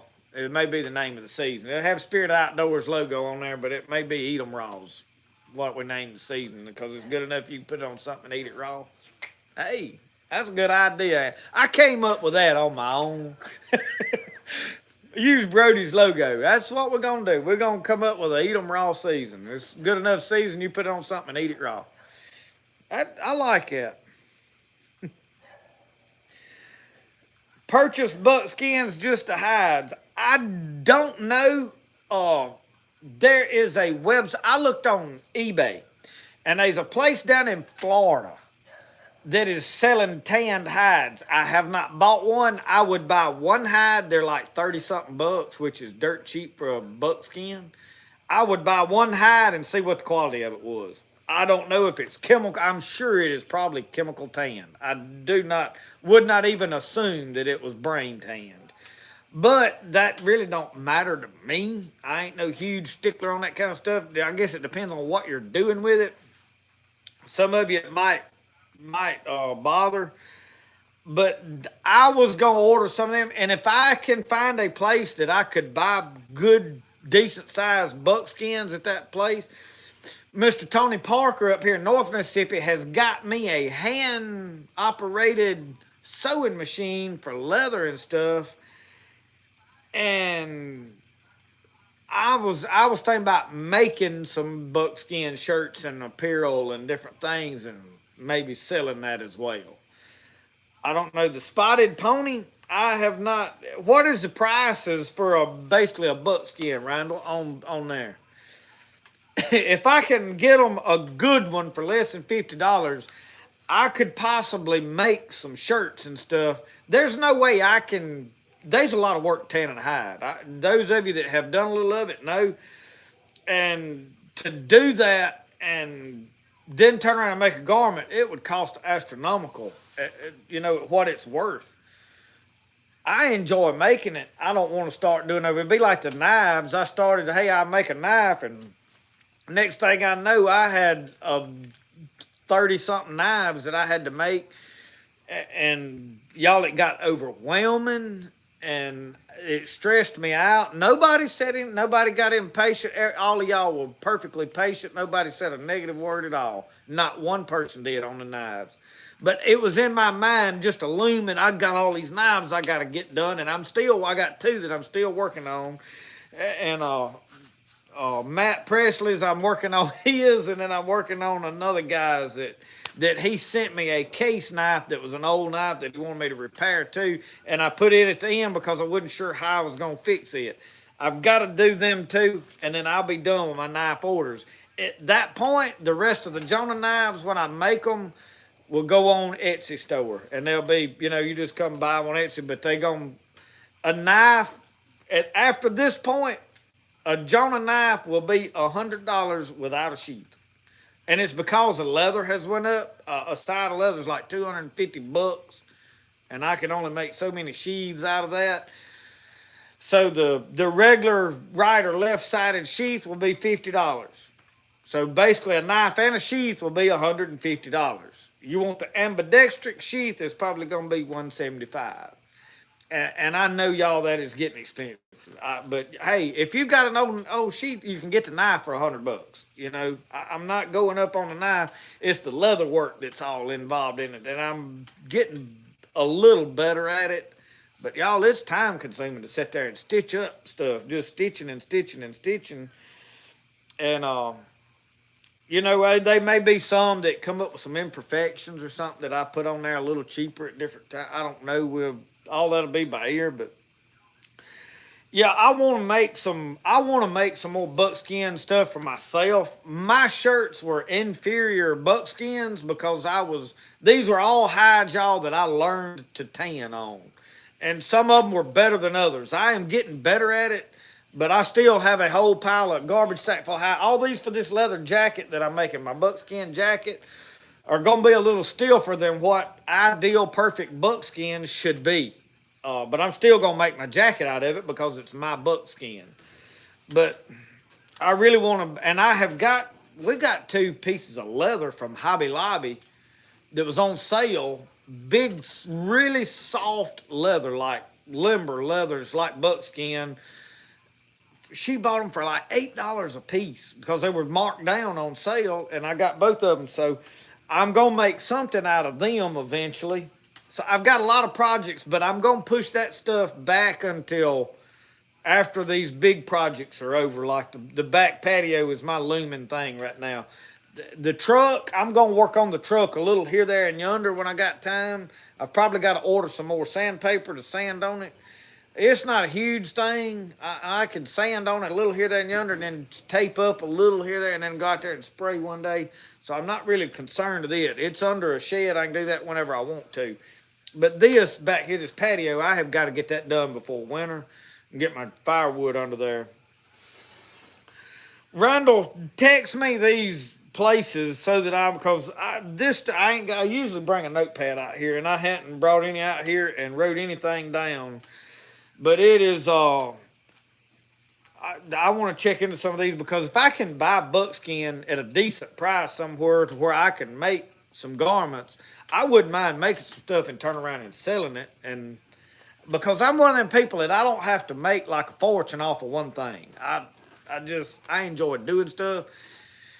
And every little bit of money that comes in here, there, and yonder helps. But it's, you got to make the Bible says a workman is worthy of his hire. You got to consider all the time consuming and all that into doing stuff. And if I get that sewing machine, it may speed things up dramatically and would help the price. But hand stitched is, and when I hand stitch stuff, I like to whip stitch. I like for that seam to roll around two pieces of material and whip it. That's the way I like to sew stuff instead of like the sewing machines, just the saddle stitch. And I don't know that one makes a big difference over the other.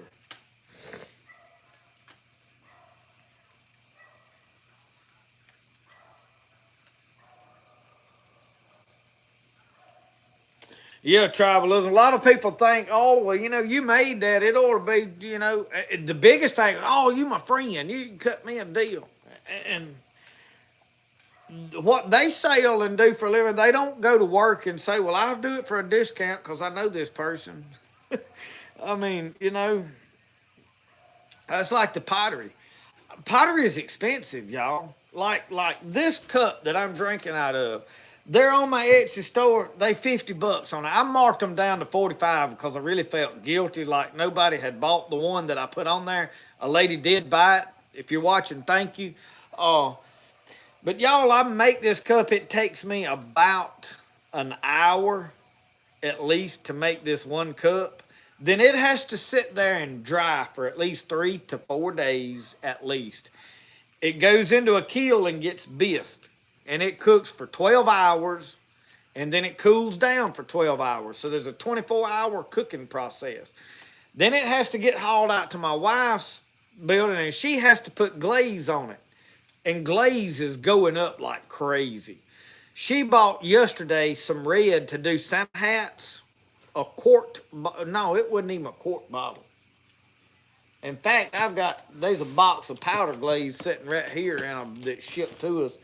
But there's a little bottle that wasn't much bigger than this, was $40-something for glaze. So you glaze it, then it has to go back into the kiln and cook for 8 to 10 hours, and then it takes about 12 hours to cool back down before you got to finish. So it takes a good 2 weeks to have a finished product. And then my light bill a couple months ago between the two buildings was $800.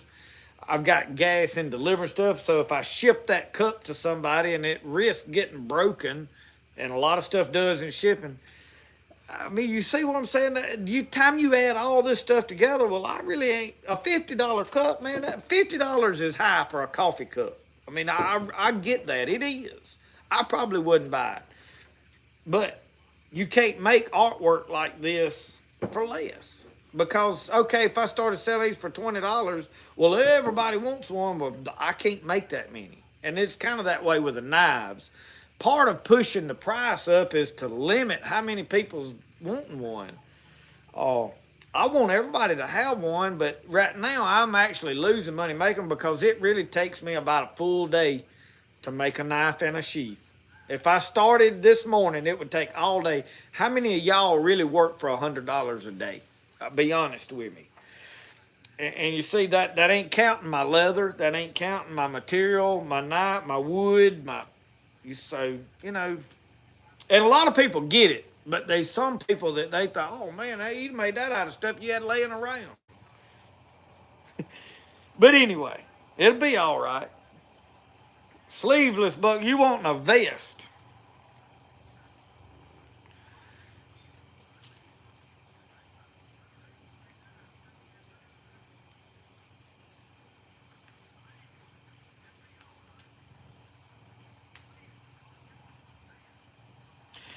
Yeah, tribalism, I agree with you on that. The price. When I was doing landscaping, my boss there, I was young out of high school, and he said, if somebody comes in here and they start trying to G me down, he said, I don't even want their business.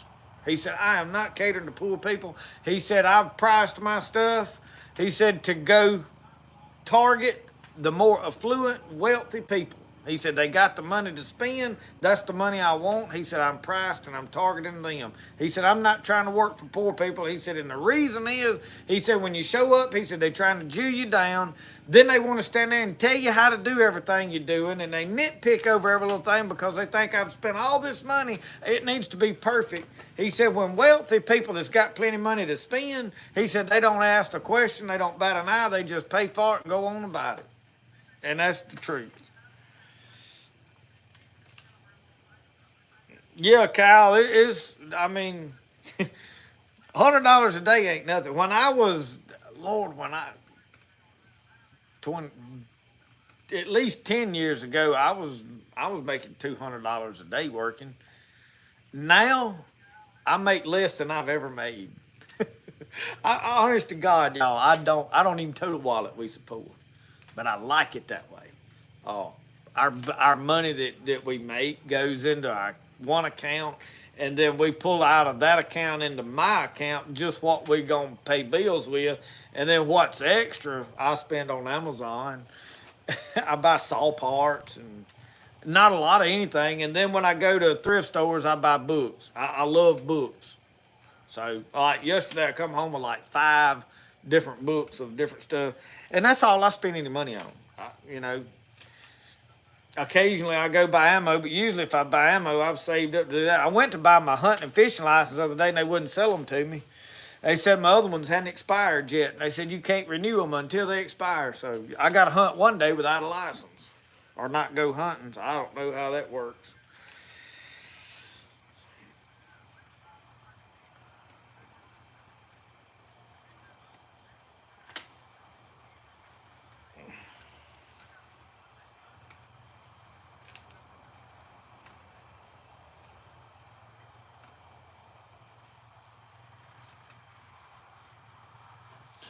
Oh yeah, Cal. I know there's some knives out there that go for big. I know a maker that his knives sell for like $3,000 a piece, and he does this rawhide wrapped, frontier style knives a lot, and that's what he likes.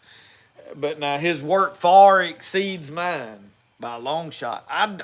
This guy down the road y'all seen, I featured in a video last year, David Barrier. He makes knives. He makes really high quality, good knives out of good steel. He has a professional setup down there. He's been making knives all his life, and his knives are $250, $300.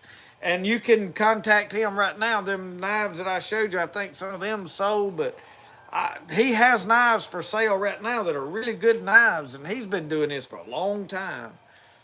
And I don't do his kind of work. His problem is he don't have a way to market his.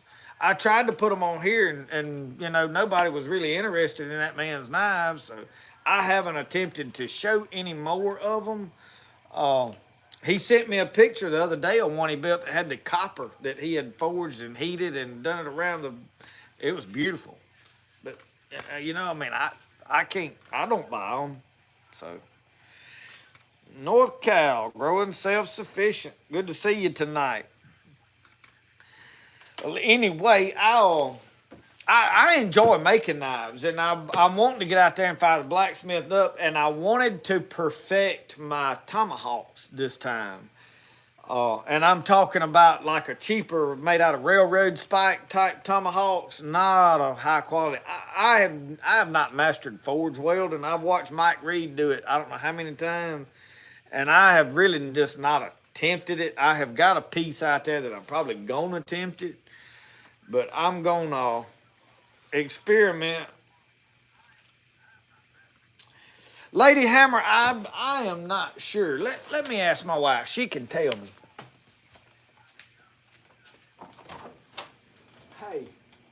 Hey, what is that program with the channels on it? What is this program with the channels on it?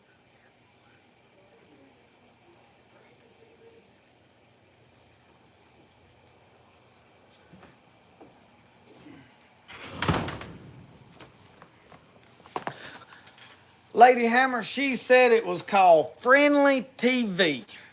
Um, and it's she's got it on now. It had one of the Hallmark channels just in when I went in there, and she's in here on the computer doing something, but the TV is on.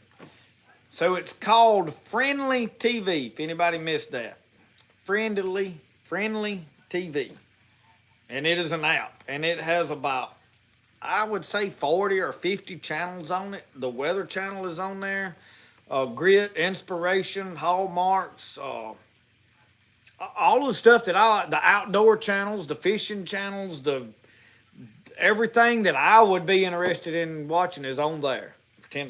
So I don't think there's any football or sports channels that I remember seeing. So you'd have to look at it and.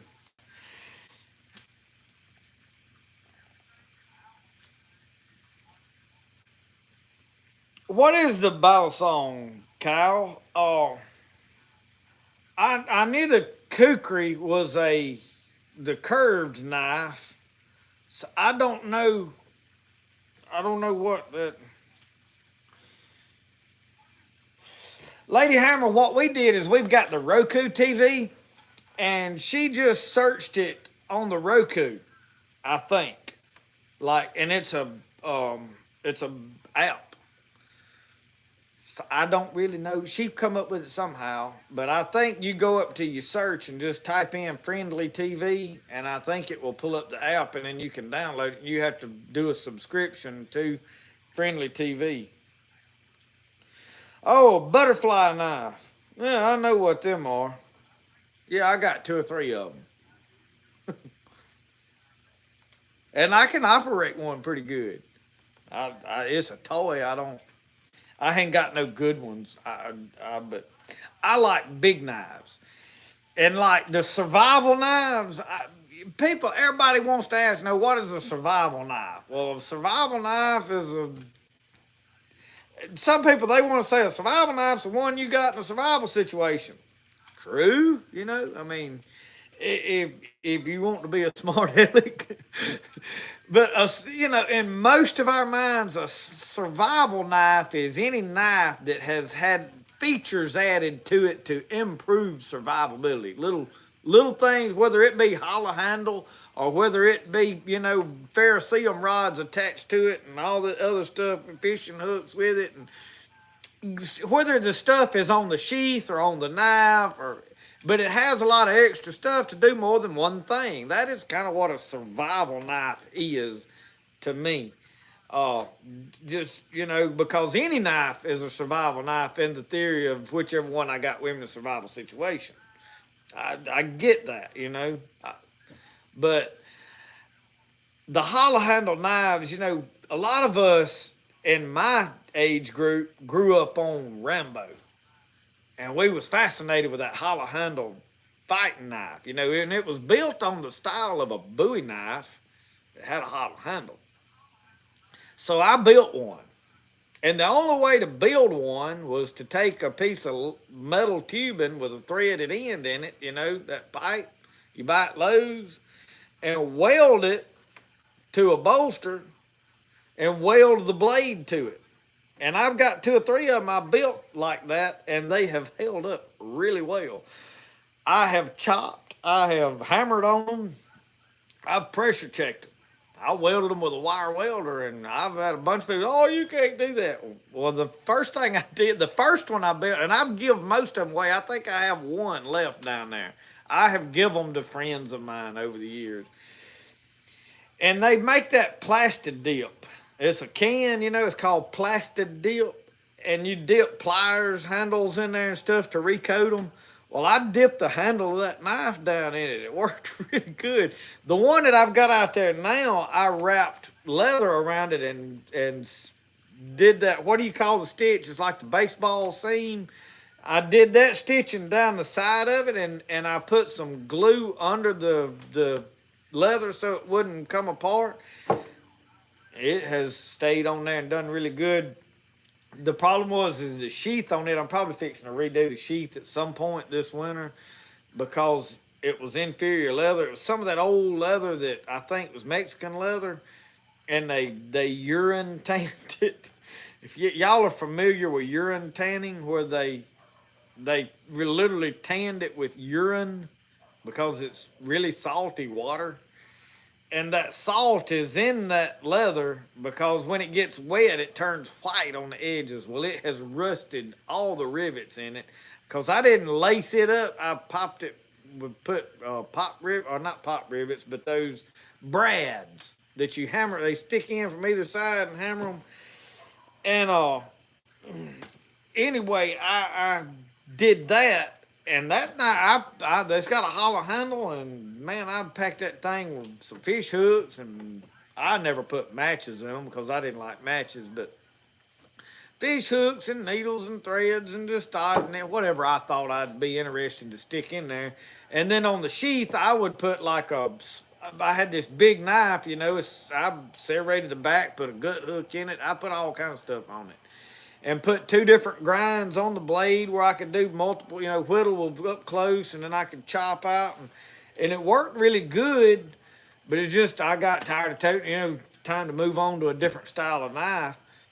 And, but they don't, but yeah, now I agree, the ones that you bought, I had some of them old knives, they were junk, they plastic handles, most all of them, or either that pot metal, and they never would hold up. And those were garbage. But the idea is a conceivable idea. A hollow handle knife is very possible to do with a man that's got a welder. And you make a solid metal handle and then wrap it with something, coat it with whatever. It's very feasible. And it's for the most part, a watertight handle. And a heavy, well-built knife. If you weld on a good blade. That's sort of like the lawnmower blades. There's 2 different kind of lawnmower blades. You got some good ones and bad ones, and them from China ain't no good. But now I have noticed some of these that I paid a good bit for, the lawnmower blades, like the ones that I put on my lawnmower this year, I gave almost $100 for that set of blades, and they were a thicker blade than others. Guys like, well, you need these thick blades? Said, they ain't gonna cut no better. I was like, yeah, but they make better knives. He just kind of looked at me. I said, man, when I see them ain't heels sticking up, I said, we had a man said, well, I said, they ain't going to stay sharp. You run over them ain't heels. I said, man, when I see an ain't heel, I hit it and look back. And I said, if I didn't get it good, I'll back over it. I level out limbs and I chop roots down that's growing around these trees. If it's in the way, I run over it. So, but I got them thick blades. And I told him, I said, man, when I wear them out, I'll forge knives out of them and get my money back. Hey, that's one way to look at it, There's a mosquito right there. I got him. He's a goner. He went on, the Lord called him home.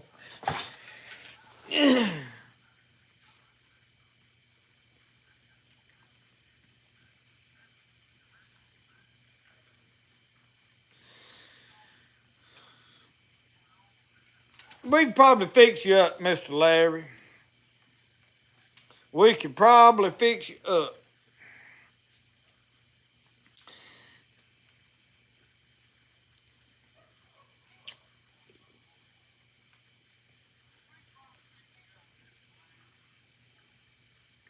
Francisco, good to see ya.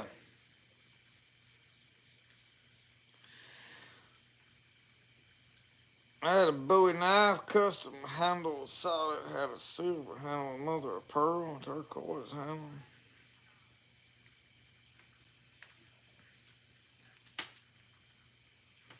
I have got two Bowie knives that I have bought over the years just as cheap, collectible, I guess, knives. They really, I don't say they were collectible. They were novelty. I guess that would be a better word for it. And I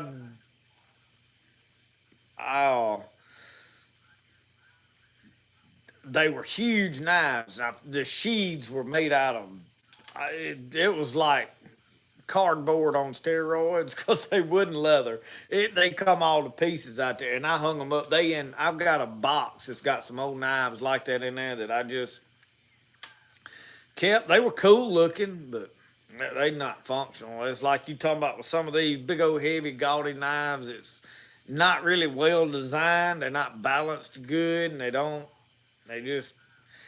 I like a big knife because I've seen several of these review people, especially in the bushcraft community. They like to frown on a big knife, and I heard Dave Canterbury say one day if he saw somebody chopping with a knife, he just turned the video off.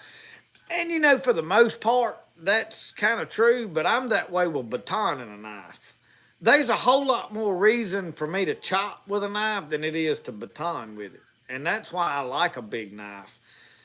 And it's because, like, when I'm cutting saplings and stuff, small stuff. We're not talking about chopping down trees like you'd need an axe. We're talking about little saplings, like I'm chopping bamboo. I'm chopping limbs off of a knife.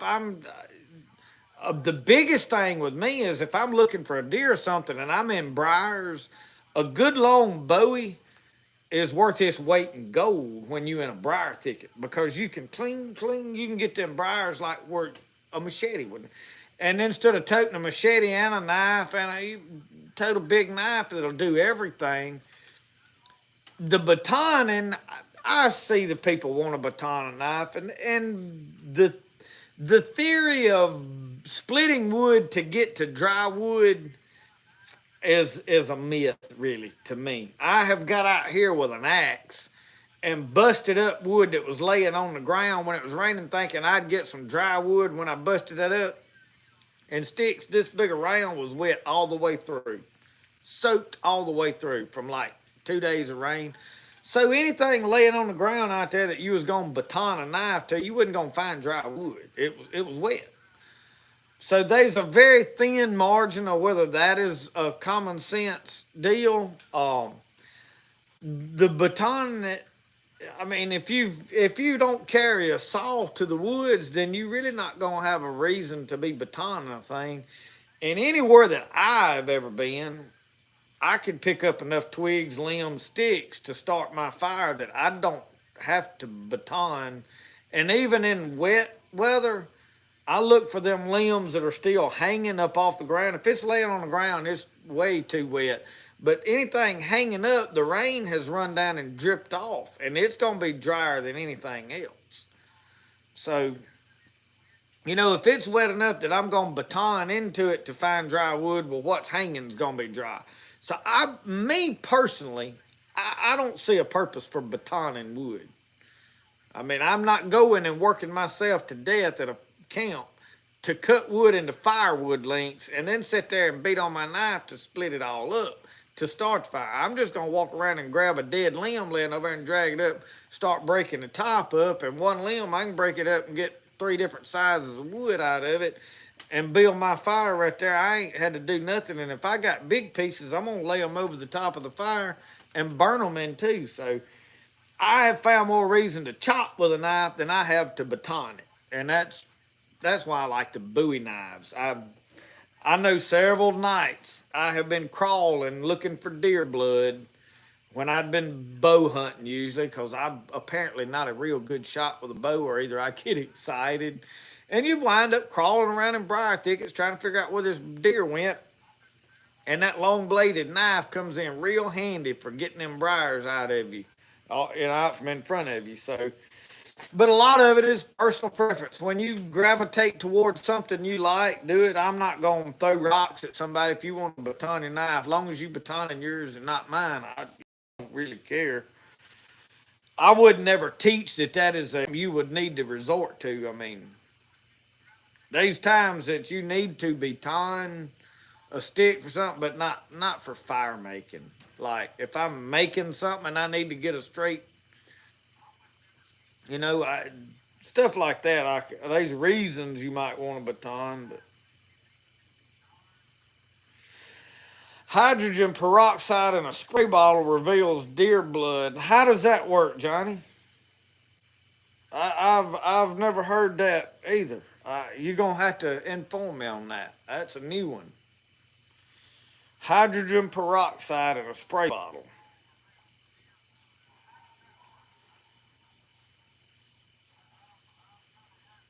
It will foam.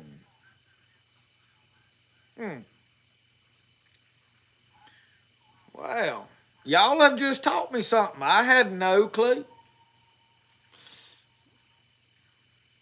Apparently, me and Francisco was on the same page. We was in the dark on this one.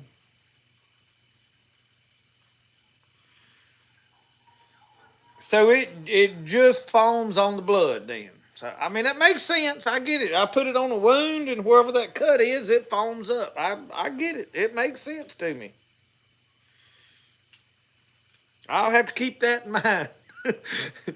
Bow season starts pretty quick. I got one right back here that I need to get rid of. He'd been eating my peas up, and he's got a little rack of horns, and I know all the neighbors is gonna be trying to kill him just right off the bat. So since he's eating my peas up, I felt like I ought to get to eat him. That's my deal. It ain't that I want the horns. They will make a nice knife, but they're not that big.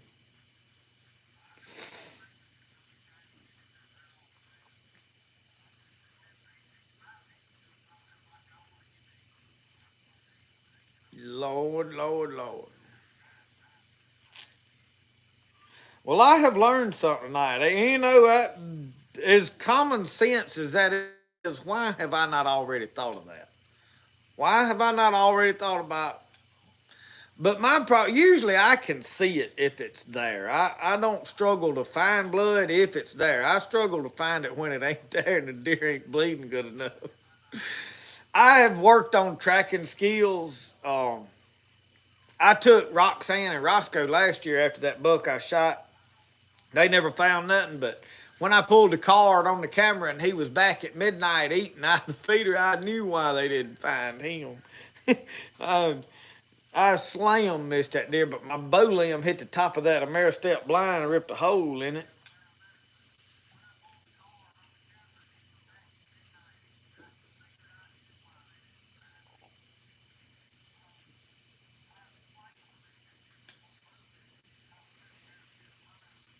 Larry, we now have graduated to the iPhone. You just got to make sure. And me filming, a lot of times I carry that backup solar charger, and I have yet to run that thing down, y'all. That thing has worked for me.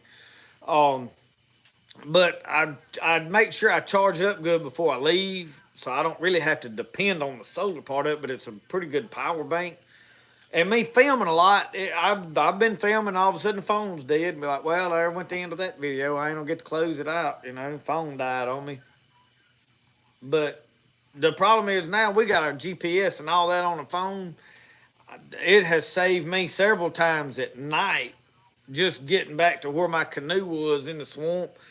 just because in the dark everything looks the same, and places that I can walk easily in the daytime and know right where I'm at, be in the same area at night and shine that light around. Man, I don't know heads and tails up down. So we don't need the trailers anymore. We just use an iPhone.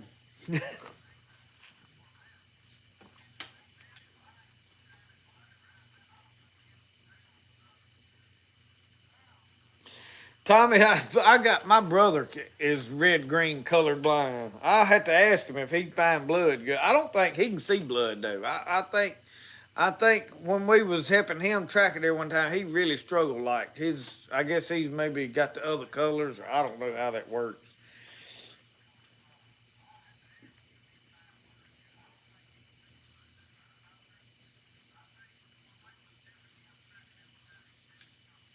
Mm-hmm.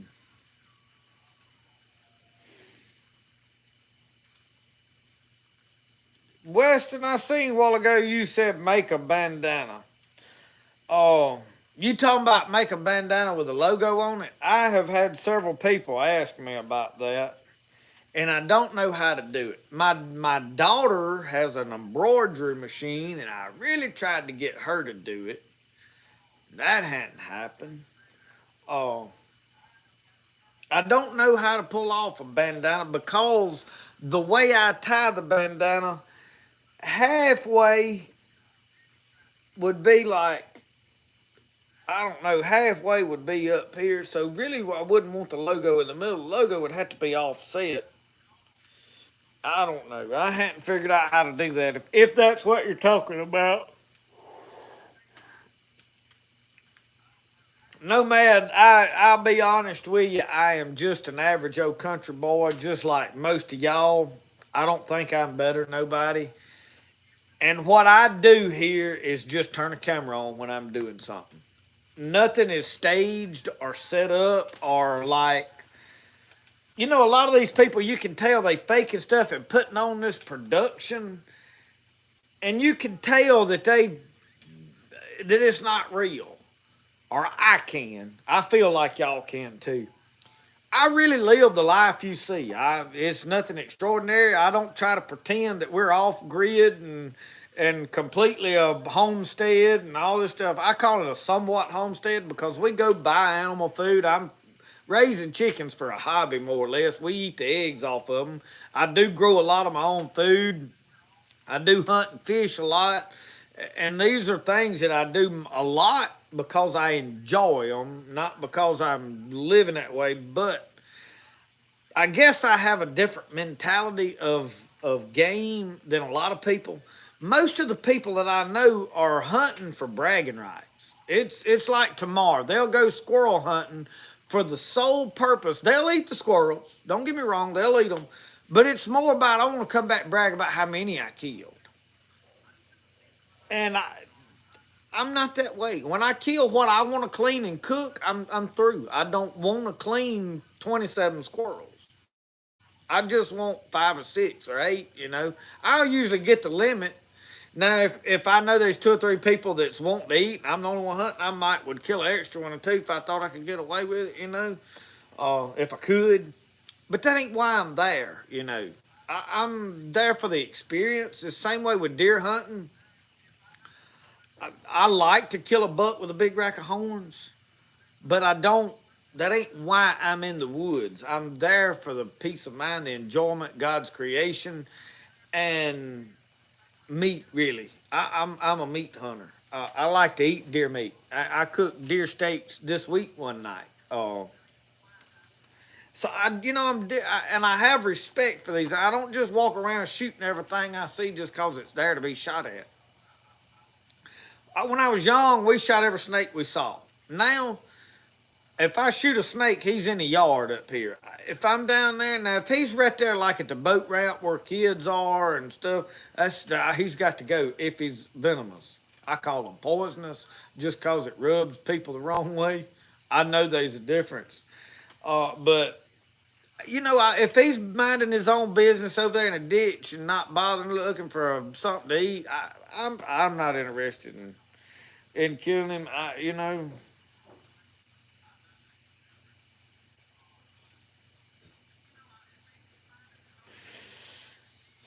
Homestead and 8MA means you got a book you wrote on and a blog, and you telling people how to do no-till gardening. No-till gardening will work if you want to put twice as much work into a garden than what it really takes to grow something. You know, I mean, compost works. If you want to go out there and flip it every day and all, it's a whole lot cheaper to buy a sack of triple 13 and pour it out there and apply it under. You know, I like to do what Grandpa and them did. It was practical. It's easy. Take the tractor or the tiller and break that ground up. The Bible says to plow the fallow ground. You know, so he talked about plowing the ground. And everybody wants to try to put Jesus and God in this no-till. This is how he designed it. No, it ain't. He said you're going to work and toil the land to produce out of it. So, but it's just, they push these narratives. And one thing, a lot of stuff will work up in cooler climates that don't work here in this humidity that I live in. If you mow your grass, them grass seeds fly around. They land in the top of whatever you mulched your garden with. If you ain't careful, every one of them is sprouted, and you out there pulling them all up.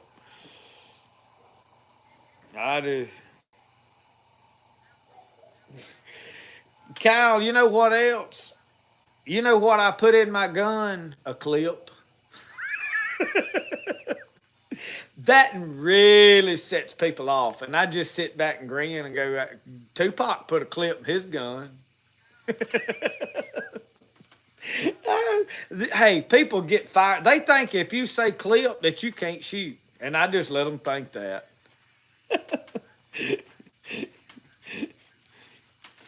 And I don't understand why people get so worked up about it. Like, is that all you got to argue about? Is if that snake's poisonous, or if that's a clip in a gun or a magazine? I read magazines in there by the recliner. I got a box full of magazines. They won't work my gun, though. Lord help.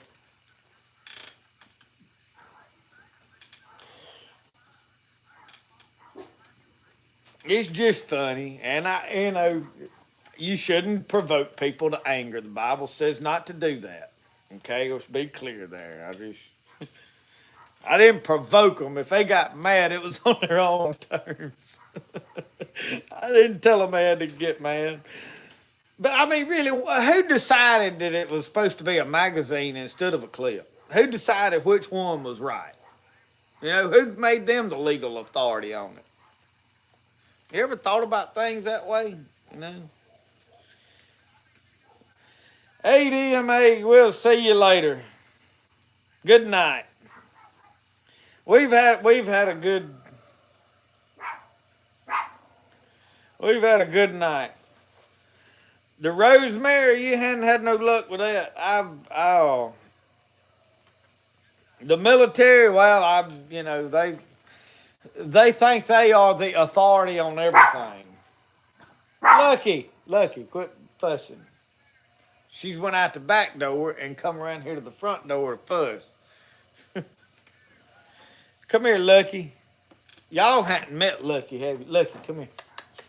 Oh, she run in the house, and that door cracked open.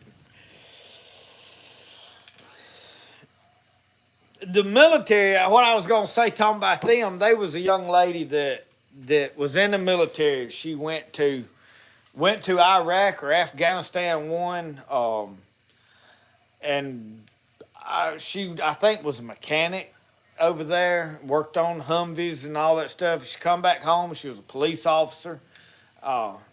Good girl. She got over here, though, installed at a tractor. And she had it buried up. She was over here on her grandpa's place. She was bush hogging and cleaning it up. And I mean, I went by and I seen her stuck, and we went and done something. It was like 10, 15 minutes later. I come back by and she was still there stuck. Still sitting on the tractor trying to wiggle it around and get out. So I stopped, walked out there and talked to her. And I mean, everybody else had drove by and I guess just ignored her because she's a girl on the tractor. I don't know. So I stopped, man. I liked her. We'd went to school together. I know her mom real well. And I said, well, what? I said, you done got in a mess. She said, yeah, I got this ditch. Said, I got somebody coming. I was like, well, how long? They said, well, they in Lauderdale's like, they an hour away or better. An hour and a half time they go get stuff to pull her out and load it up and bring it up here. I was like, oh, no, no, no, no, no. I said, you tell them the way. I said, we'll get this out. I said, I'll be back in the tractor in a minute. I said, just turn it off, sit down, let it cool off. Don't get it hot. And I said, I'll be back in a minute. Now, she's ex-military. She's been around all this stuff, worked on vehicles, and, knows some. So I come back to the house, and I get on our tractor, and it's a little bigger tractor than what she had. It ain't no giant tractor. It's like a 40 or 50 horse tractor. And I got 2 chains, and I got a old tire that I had come off of my pickup truck, and I throwed it in the front bucket, and I took off over there. So I hooked the chains up directly to her tractor, and I hooked to it, and I started pulling on it, and it wouldn't budge. I mean, she had that tractor just axles sitting on the ground. I said, all right. I said, I'm fixing to teach you something. She said, it's stuck. She said, that tractor ain't gonna pull it out. I said, yeah. I said, it's gonna pull it out. I said, I'm fixing to teach you something. I said, you didn't learn this in the military? I said, well, this tire. She said, I have no idea what you fixing to do with the tire. I said, well, you in for an education. And I hooked a chain around my tractor, and I hooked the other chain to her tractor. And between those 2 tractors, I put that tire. So you got a tractor, a chain, a tire, a chain, and a tractor. I said, now you better hold on. I said, because I'm going to hit it hard. And I backed up, and I got to run and start, and I hit that thing. And it pulled it about 3 foot on the first go, and it sat down again. And I backed up, and I rammed, and I hit it again, and it sucked it right up out of there, and we was gone. And what it does, that tire stretches and gives you some stretch like an elastic, and it'll suck it out. I said, you don't learn everything in the military. They don't know stuff that good old country folks know. So I wanted to show that on a video at some point. And we have not had enough rain really to bury nothing up around here to need to do that where I can make a video on it. But Weston, good night. Thank you for sitting and joining with us. But anyway, that was something, a lot of people don't know and don't realize that you can suck a tractor out like that. Or anything. I mean, it ain't got to be a tractor.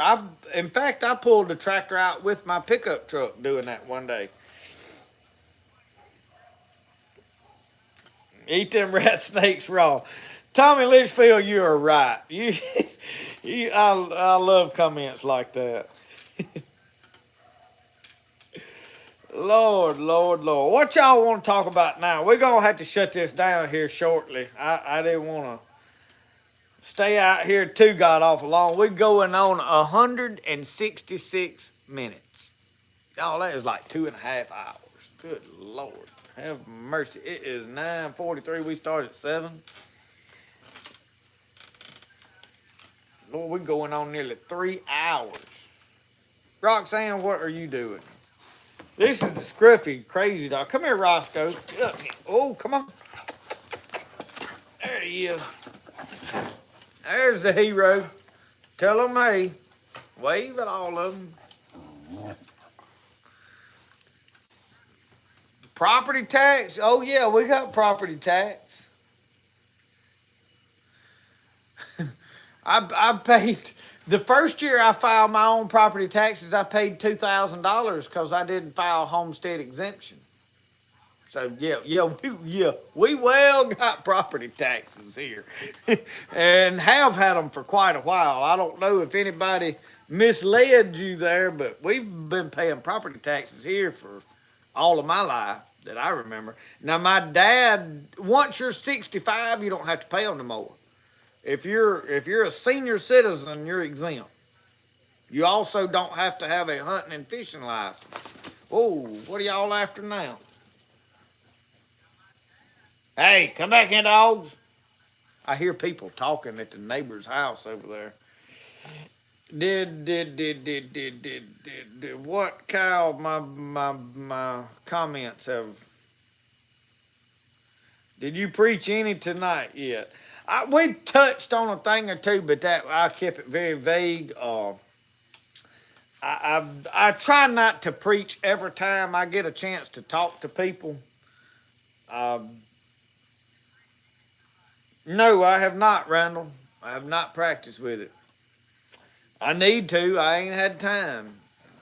But I will say this: if I go squirrel hunting tomorrow, I will take a shotgun. I always open up, go get what I want to eat with my shotgun, and then I'll prop it up and I'll hunt. I want to hunt with my lever action 22 one time. I like hunting with it. So my biggest problem when I go hunting is I stand at the gun cabinet for 30 minutes trying to decide what gun I want to take.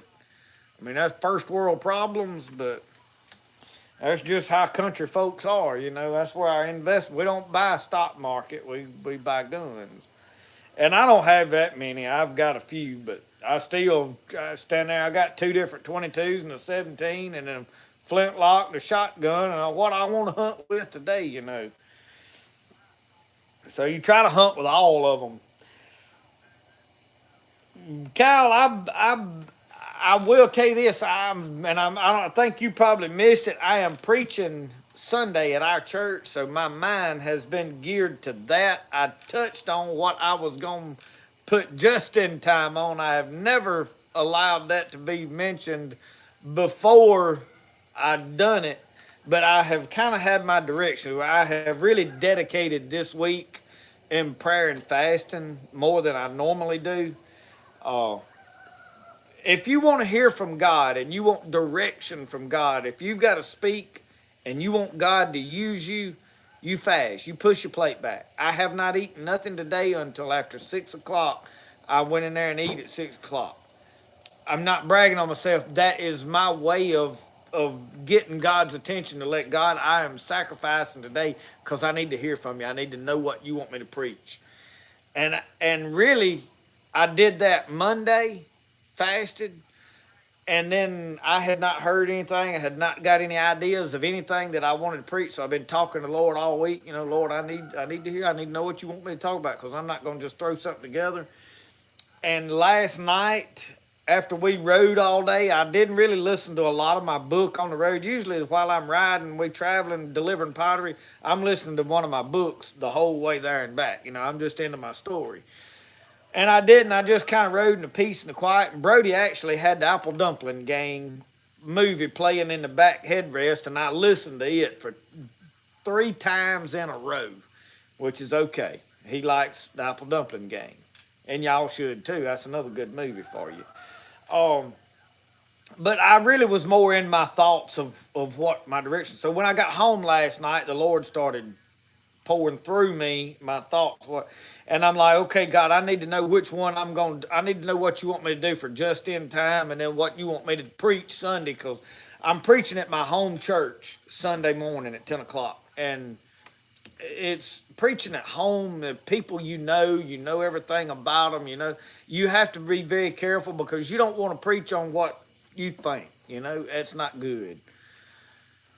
And when he started dealing with me on some things, it's pretty tough spiritual warfare type of a topic, and it's going to kind of be not personal but individualistic to each person's own battle. And I need God to help me to relay this the way it needs to be said. So then I kind of was picking up what I wanted to do for just in time, which is actually something I had a thought on a week or so ago, and it kind of come back to me. So I kind of know what both my directions are. So knowing that, then I fasted today because I need some help with this one. I need you to back me up, and I need to know, and I'm probably gonna fast tomorrow through the day. That's not to pin flowers on me and say that, but if you're gonna do something for God, there's gonna be sacrifice in it. If you try to live for God with no sacrifice on your part, you're not gonna get very far as far as successful. And like my pastor taught the other night, he said everybody's called. Every person here is called of God. You're called to be a witness. You're called to reach souls. You've got a job to do. You're not just here trying to get to heaven. When you say, you know what, I believe in God and I'm gonna live for God, then you need to be trying to reach other souls. Or either if you're not, you don't really care about them. And if you really care about them, you're gonna tell them the truth. You're not gonna be petting on them and babying them and saying, "Oh, you all right? Just tell the Lord you love Him and you'll be in heaven." Y'all, there's more to it than that. I know it's easy to believe that, and that's comfortable, and I ain't saying nobody's going to hell. I've said this over and over and over, and I've already said it tonight. I'm not going to tell people, you going to hell if you don't do this and don't do that. I don't, God knows who He's going to put in hell and who He ain't. He's the only one knows. That's just that. I just know what the Bible says, and I know that we've got to do more than we're comfortable with to be successful. And if I'm going to preach and I want God to use me, it takes prayer, it takes reading the Bible, and it takes fasting. And that's just that. And if you ain't doing those things, you're not going to be real successful in spiritual warfare. And I'm going to tell y'all something. Don't take the devil lightly. I hate the devil. I don't like nothing about him, and I ain't about giving him no credit, but he's good at what he does, and he is a power to be reckoned with. You look around at what he's done and what he's destroyed and what he's took over. He's good at what he does. So you've got to respect that and prepare and make sacrifices and do everything you can to defeat him. I'm not afraid of him, but not because of me, because I know what's in me. I have done everything that I can to make sure I'm as close to God as I can get. And if God convicted me tomorrow and said, you know what? I want you to wear a long sleeve shirt every day from now on, whether it's hot summer or whatever, I'd do just that, and I wouldn't question it. And there's some people that feel like God have told them that, and they do that. And then other people look at them and go, well, that ain't necessary. I don't know.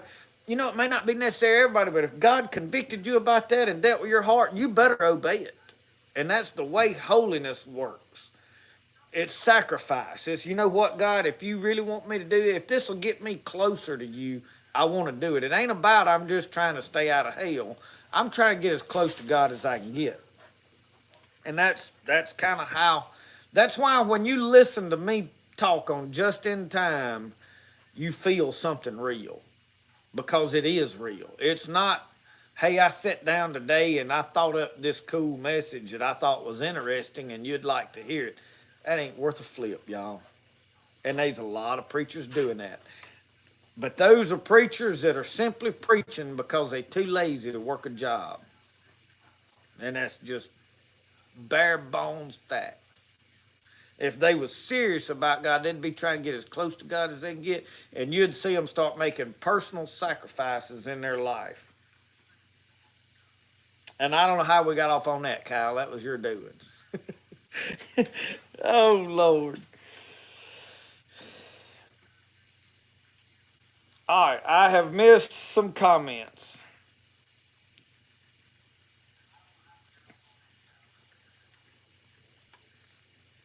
Squirrel season opens tomorrow, Kyle.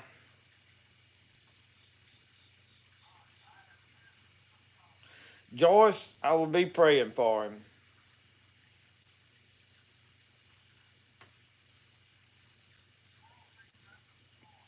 I know there is some prayer warriors in this group. There's some folks that know how to pray. And I'm going to tell y'all something. Listen to me close right here. A lot of you sell yourselves short on your ability to pray because you look at what I'm guilty of. Okay, I have done this week. I have failed here. Maybe I got mixed up in it. Maybe I got mad and blew my top and lost my temper this week. Maybe I got mixed up into some other kind of sin, did something I knew I shouldn't have done, and I did it anyway. Whatever. And we have that guilt hanging over our shoulder, and we sit back and go, well, God's not going to hear me pray. Why wouldn't He? God's listening to you. God wants you to talk to Him.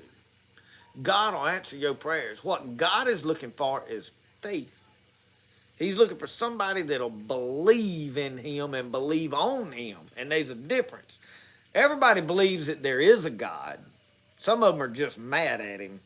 But most everybody does believe there is a God. They might deny it, but I think most of them really believe he's there. But believing on him, believing, hey, he'll listen to me. He'll answer my prayers. He hears what I'm saying. I know he's in control and he can do this. God's listening to you. He don't need, you've heard me talk here lately about works. I've mentioned works in every video. Works is important. Works is evidence of faith. You can't make it without works, but we're not going to make it to heaven on works alone.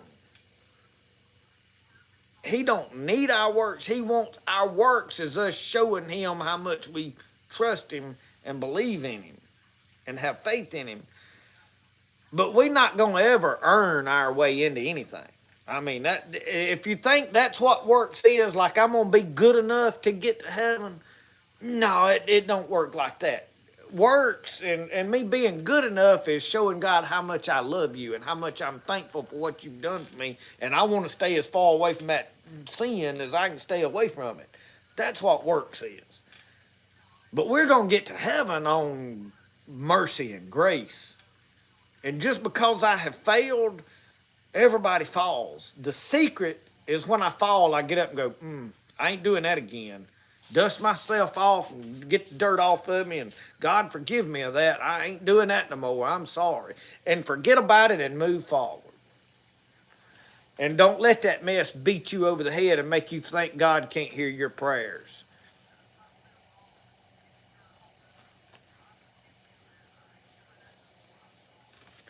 And my chat keeps messing up on my thing. When I lay it down, all right, I got it back.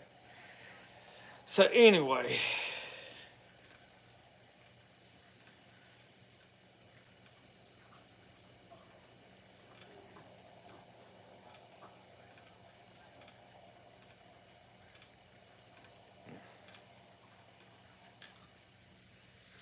yeah, Lantern Creek, fasting is key.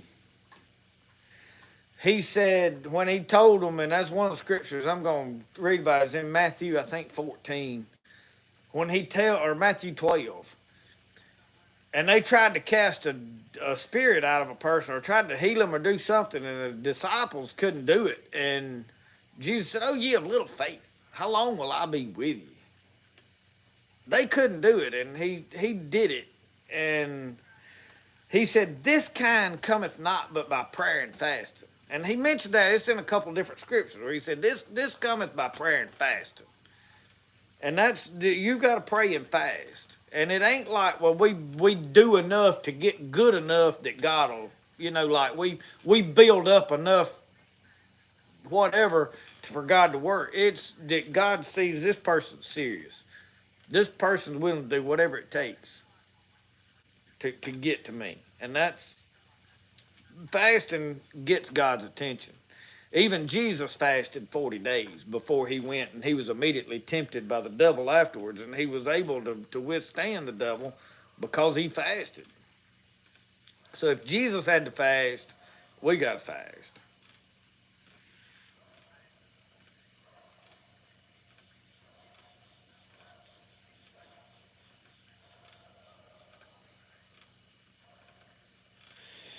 Miss Brenda Bryant, when I first started doing Just in Time, I have had preachers prophesy to me in the past, said God's going to use you for a great work. And I never knew what that was going to be. And I don't think it's all YouTube. I don't think it's solely going to be in YouTube. But I had told God I don't want to be one of them Facebook preachers. Always on Facebook quoting scripture and all that. I have done some of that, trying to motivate people. It's something I felt and just wanted to share it. Didn't have anywhere else to share it and just put the scripture on Facebook. I was like, but Lord, I don't want to be a Facebook preacher. And God started dealing with me a year or so ago about putting my testimony on there on how God changed my life. That was the first video I put that had any religious connotation to it, really. And I prayed about it. I was like, God, I don't want to put that on my channel. People don't want to hear that. People are not, that ain't. And God kept on. And I said, Lord, if I put that on my channel, the views is going to go down. The subscribers is going to, I'm going to lose people. And God kept dealing with me about it. And I said, okay, Lord, if you want me to put it on there, I'll put it on there. I'm not ashamed of it. If that's what you want me to do, I'll do it. God was trying to see, he knew that this YouTube was probably one of the things that personally I was the most proud of that I had done. I built YouTube on my own. This channel, I worked it, I built it. Nobody has helped me. Mike Reed has promoted me some, and maybe the Presley girls mentioned me and Uncle Sasquatch. But as far as, somebody else being responsible for this channel growing, I grew this myself pretty much. And I was proud of it. And God was asking me, will you give me the one thing that you the most proud of, the thing that means the most to you? Will you give that to me? I said, yeah, God, it's gonna probably hurt, but I'll give it's yours. I'll do this. And I shared my testimony, and I got such a huge response. And I was hesitant on it, and I did. I watched my viewers go down. I watched the channel quit growing. I watched the revenue go down. Everything I expected, and I just kept doing it. I kept plugging away at it. For a year, I have made video after video, and now, all of a sudden, it's growing like crazy. And it is because of God. It is not because of me that it's growing. It is solely because I have allowed God to have the one thing that meant the most to me, and he has took it and started blessing it. And that's the way I see it. And I let God use me. Whenever I sat down to film just in time, sometimes I hadn't put a lot of thought into it. But I sat down and I said, God, all right, here we go. You got to speak through me. And I let God anoint me and work through me, because I want to help people. And I want to tell people truth. I want to tell people not just my opinion, but what the Bible says and the way I understand it and the way I interpret it. Now, am I 100% right on everything? I don't know. I feel like I am. I feel confident and fully that I am. But only till we stand before God will any of us know how God is truly going to judge us. My deal is I want to be as close as I can get, because we got one shot at this. And I'm not going to gamble with my soul thinking, well, I just want to do enough to get by. When he says, narrow is the way and only few there be that find it, I want to guarantee that I'm among those few. And the only way that I can guarantee that I'm among those few is if I'm among the ones that are doing the most, trying the hardest. That's where you want to be. And Jason, I would have to read the scripture right now. I don't know. I mean, there's a lot of scripture. People always saying scriptures this, but this means this. And I'm going to tell you about scripture. And y'all need to know this. That book is alive. The Bible is alive. It is not just words on a paper. You can read a scripture today and it mean one thing. You can turn around and read it next week and it'll mean something totally different to you. It'll speak to you that way. It'll speak to what you're dealing with, because God is that way. That is why I am able to sit here and film a video and talk about one thing, and it reach into multiple people's lives and deal with exactly what they're fighting and dealing with every time. Multiple people dealing with different issues, and they can say, you were speaking to me. That was for me. It wasn't that I knew what they needed. God knew what you needed. And he knew how to use my words to speak to you about it.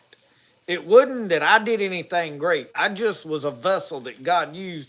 God was the one talking to you. It wasn't me. Don't pat me on the back and tell me how wonderful I did and how great I am. Tell God how great he is. It's by his power and by his spirit. Worship him for it. Don't worship me. Don't tell me how wonderful I am. I'm not rebuking people. I'm not trying to say I don't appreciate when people say, I love that you spoke to me, God bless y'all. I understand what you mean. I'm not, but it's because of God. I'm not taking the credit for it. I'm not taking the credit for what God has done. I'm just a vessel. I'm just a person. Put it like this. I'm giving God a voice. I'm giving God hands. I'm giving God feet. I'm giving God an avenue to talk to people that he probably wouldn't find nowhere else. Some of you that have heard Jesus Christ and the truth and the gospel preached right here on this channel probably wasn't going to go to church for another 40 years till God started dealing with your heart through videos. Some of you found me through Black Powder, was here for chickens, was here for whatever else. And all of a sudden you was pricked in your heart about a message that you heard me preach that you just kind of happened into. That wasn't by me. That was God talking to you. That was God led you there and God spoke to your heart. That's between you and God, not me. And it's give him the glory, give him the praise. And that's how that works. And that's why that Bible, you ask what this scripture means, it could mean one thing tomorrow, it could mean something else. You can interpret scripture a lot of different ways. The thing is you pray and ask God, God, what are you trying to tell me? God, what are you saying to me right now? And that's how you're going to find your way to his feet. That's how you're going to find truth. A lot of people is indescribable. What does it take to be saved? Well, in the grand scheme of things, it takes a relationship with God. He said, depart from me, ye that work iniquity, for I never knew you. He wants to know you. That's what it takes to get to heaven. If you want to walk in the pearly gates, you got to know him. And that was an experience. And usually there was, when Adam knew Eve, there was son conceived. It was an experience, an intimate experience. Not just a, well, I knew who they was. That ain't what that's talking about. Jesus said, I want to know you. I want to have an experience with you. I want you to just feel my presence in a way you've never felt it. That's an experience. You'll know when you've had it too. I promise you, you will.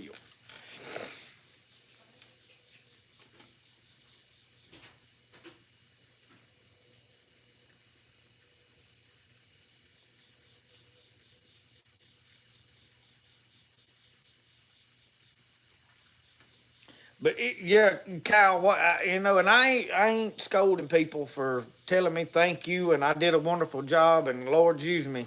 I appreciate that. It motivates me. It helps my moral. It helps.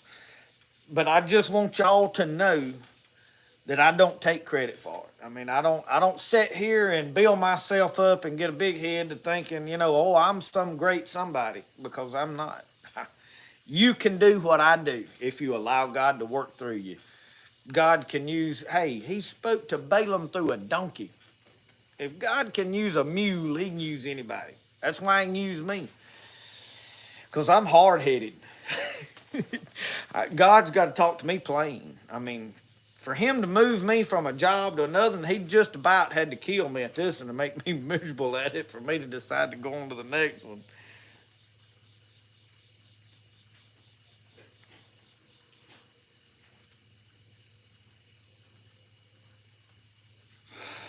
Tribalism, I have got a lot of the Gnostic Bibles, the books of all of those, the Apocryphas, the Book of Enoch.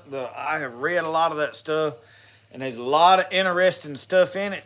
But for the most part, it is basic history and writings. Um, there's a lot to understand, but I have not found anything in any of it that will affect faith and the way you believe. There's some interesting things like, creation and what was here and spirits and how, how Satan fell from heaven and what demons were here and how we had this and that and what was before the flood. I mean, there's a lot of interesting stuff, but I haven't really found anything that would change faith or belief systems. I think basically you could make it to heaven if you cut out everything but the teachings of Jesus Christ. And that's pretty sound. The writings of Paul help give us a lot of physical instruction on how we should live our personal life today. But you could still find that by reading the teachings of Jesus.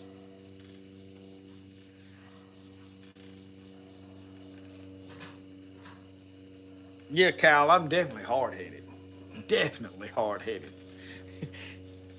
I mean, that's just like tonight when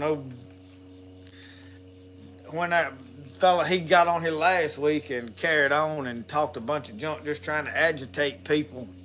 I don't know what his goal is, and but he's got totally the wrong spirit and attitude. He's only trying to quote scripture, and I didn't confront him. I wouldn't argue with him.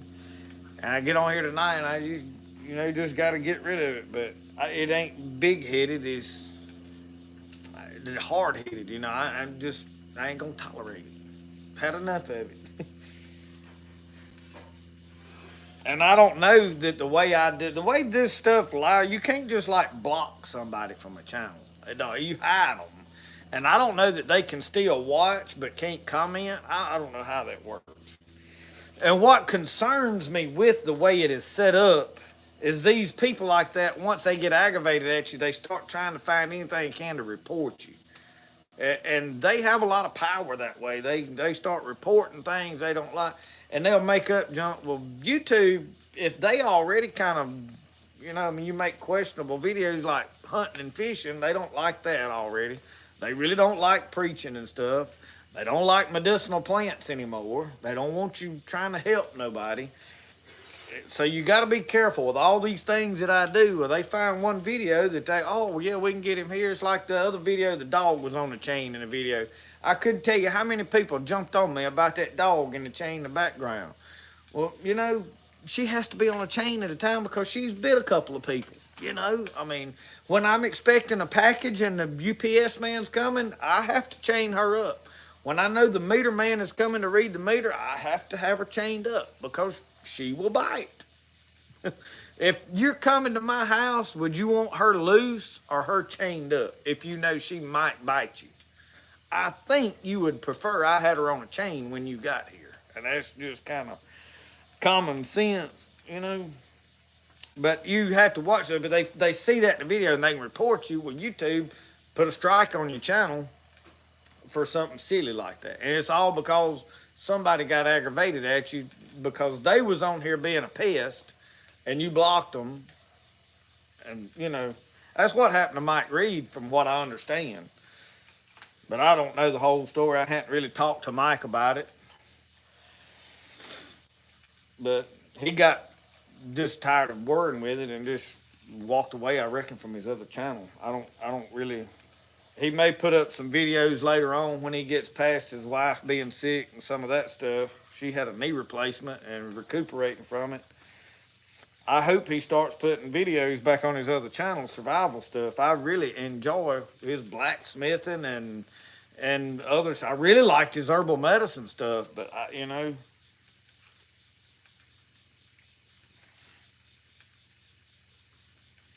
Well, Brother Craig, I will tell you, if you're giving the YouTube thing a go, you got to learn to be like a duck and let it roll off your back because you're going to get some negativity.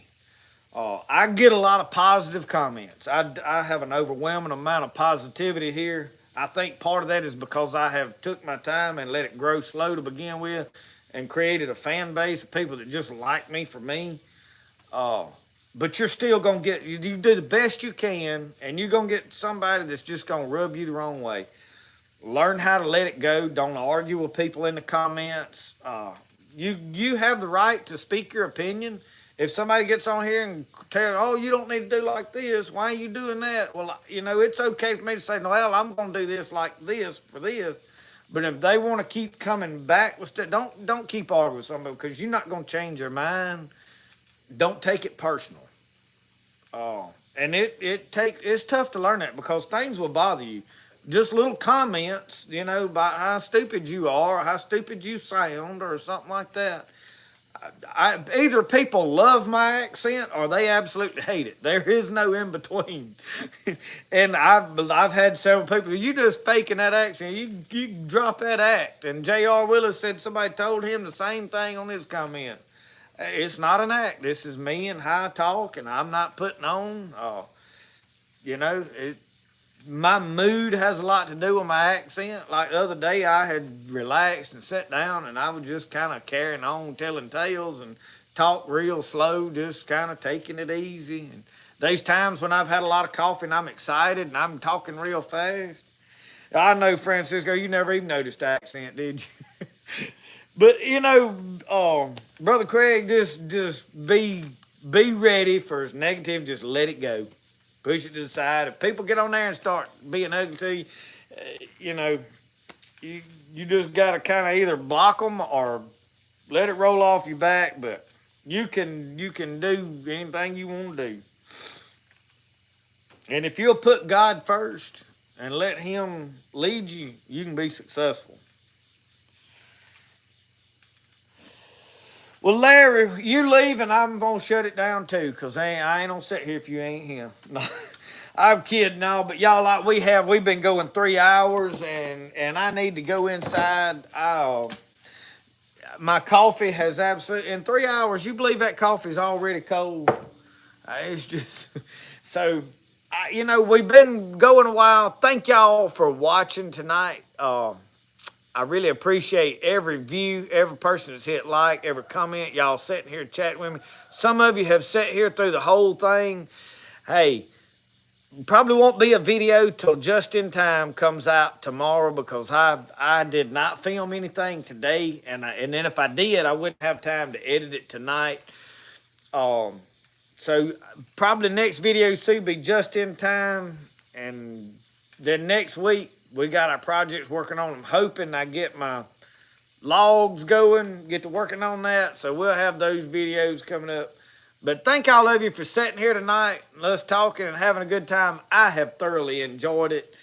We'll see you next time. Remember, the best way to do things is the way you like to do it. We'll see y'all. Y'all have a good one.